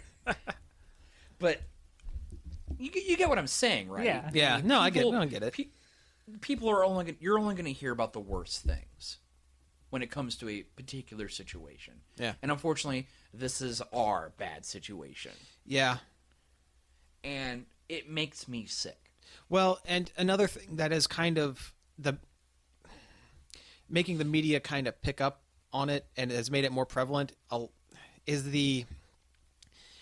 while games have become way more mainstream, there is still kind of a subconscious undercurrent of, Basement dwelling. Cheating Doritos. Like if they make a joke about video games on the Tonight Show, or like even a lot of the jokes Conan makes during the Clueless Gamer bits, it's still that basement And that's dwelling the stereotype. Cheeto fingers. Like, Well, I mean, we made a joke about it earlier with the Call of Duty with the Mountain Dew and the Doritos. Yeah, this is true. I mean, it's there. Some stereotypes do exist for a reason. Well, most stereotypes exist for a particular reason. which brings me back to, why are you worried about gamer going away? Because if that term goes away, because there was never a positive. It was never. There was never a positive. No, you're intention exactly. with it to no, begin you're with. always seen as you live with your parents and this is all you do. Yeah. It's exactly. That's why I've never used that. I've never agreed with that, even before all this. I mean, I never have either. Yeah, I don't think I've ever. I honestly, like I said, outside the D&D scope of things, Yeah. rolling dice and whatnot, I've never really called myself a gamer. I'm like I play games. That's what I do. Adult video game enthusiast. Yeah. Well, I've noticed over the past couple of days, I've been thinking about it. My favorite games lean pretty casual. Yeah.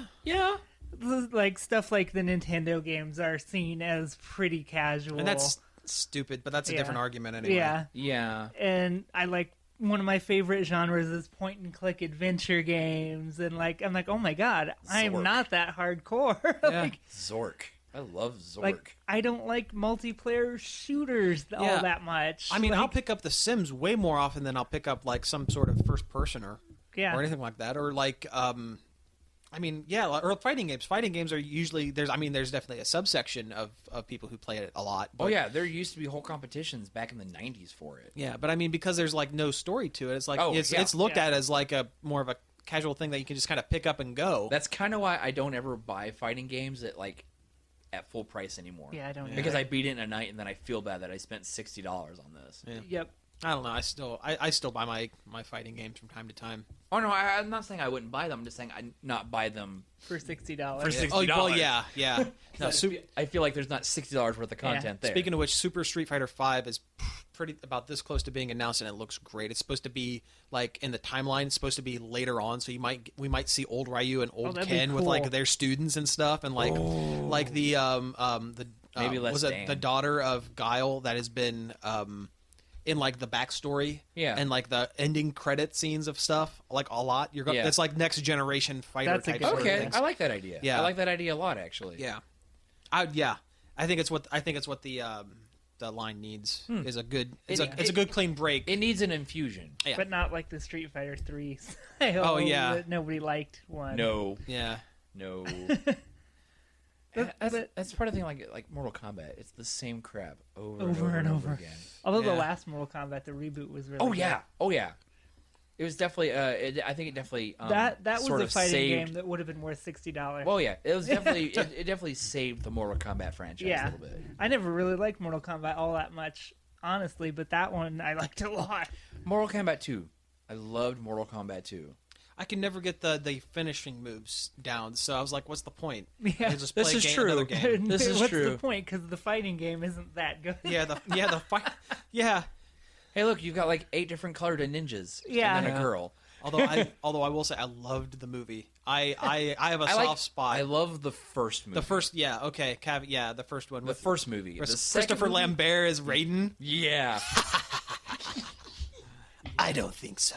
Because you can barely speak English. Yeah. And then, all of his laugh sounds like fake. It's like, it's kind of the way he was in Highlander too. oh god, yeah. Christopher Lambert is he's a national treasure.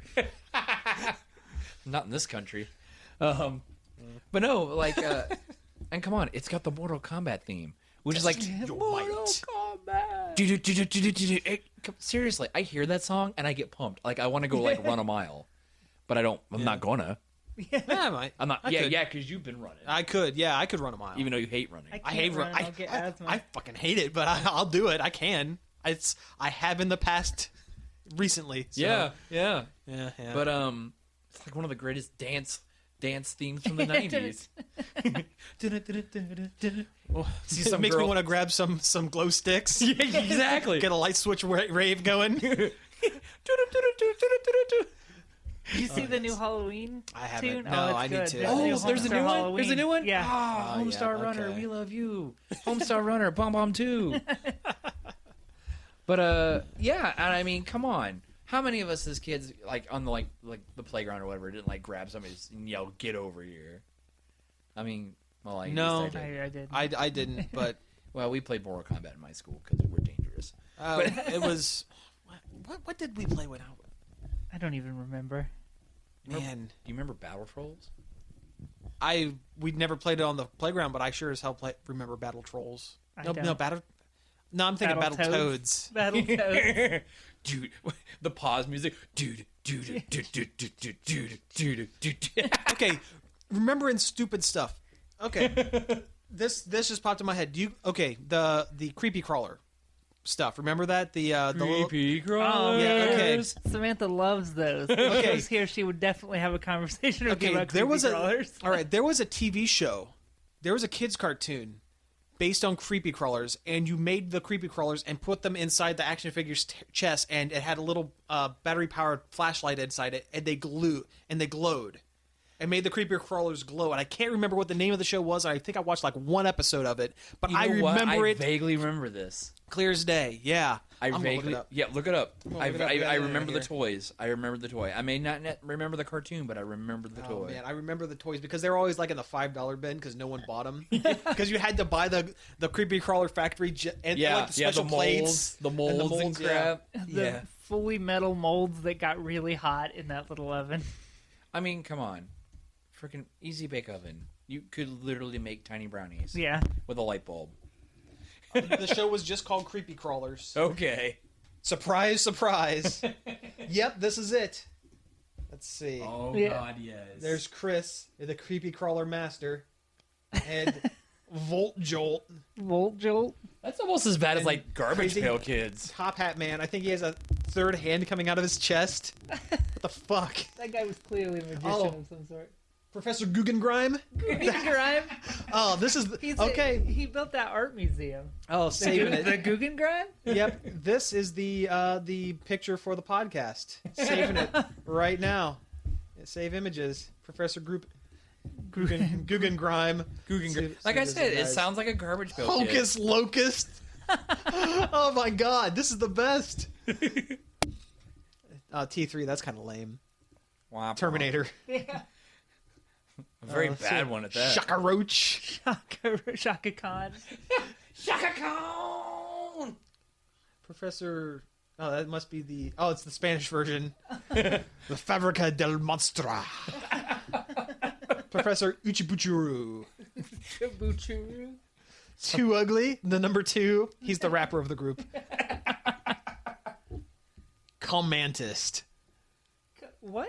The Commandist. Oh, Commander Mantis. Okay. Yes, the Commandist. Okay. Communist Mantis. Okay, let's just see. Chris Carter, Sammy Reynolds. Chris Carter, like the creator of the X-Files? That's it, yeah. That's it. That's the one. Stingring. Fire Eyes. That's kind of a lame one. Spooky Goofy. Spooky Goofy. Oh. He is Professor Guggen Grimes' right-hand monster. Oh, let's see. Guggen Grimes. The Squirminator. Grumblebee. Grumblebee. Frankenfly. Scroll. Oh, just a scroll. Sergeant Spidey. I think they're kind of giving up on some of these names. Bugzilla and Ice Scream. Tom Lockjaw. Oh man, it sounds like some adventure game character. Tom Lockjaw of the New Hampshire Lockjaw. Colonel Kaboom. I actually kind of like that name. And Todd Carter. Todd Carter. The hero Todd. All right. Well, shit, we're almost at 2 hours. We should probably kind of wrap it up here. Well, at least we ended it on a lighter note. We did, yeah. We kind of took a dip there, but I think we're all right now. Yeah. Mom, I want to go to the Guggenheim Museum. Said no kid ever. All right. So you've been listening to the Nerd Overload podcast. You can find us at nerdoverload.com, where we try to put stuff up like every day. We get close. Yeah, I mean, we've been close. Sometimes the internet goes out. Yep. And actually, we might be, at least for the podcast, we might be gone for a couple of weeks because, as mentioned earlier in the show, I'm moving, and so I'm not going to have internet for like a week, and I'm probably live. I don't know. I'm gonna have to download a whole bunch of shows right before I move, and just kind of sit and veg. I'll have a really awesome check it out next time. but yeah, so that's happening, and so you guys will have to get some stuff up because I'm just flat not gonna have time. I understand. To get stuff. Oh yeah, packing sucks. Yep. Packing sucks. Buying a house is a nerve-wracking experience. Yeah. As you have already experienced. It's been 2 months of being on edge about this stupid thing, but it's happening, and that's awesome.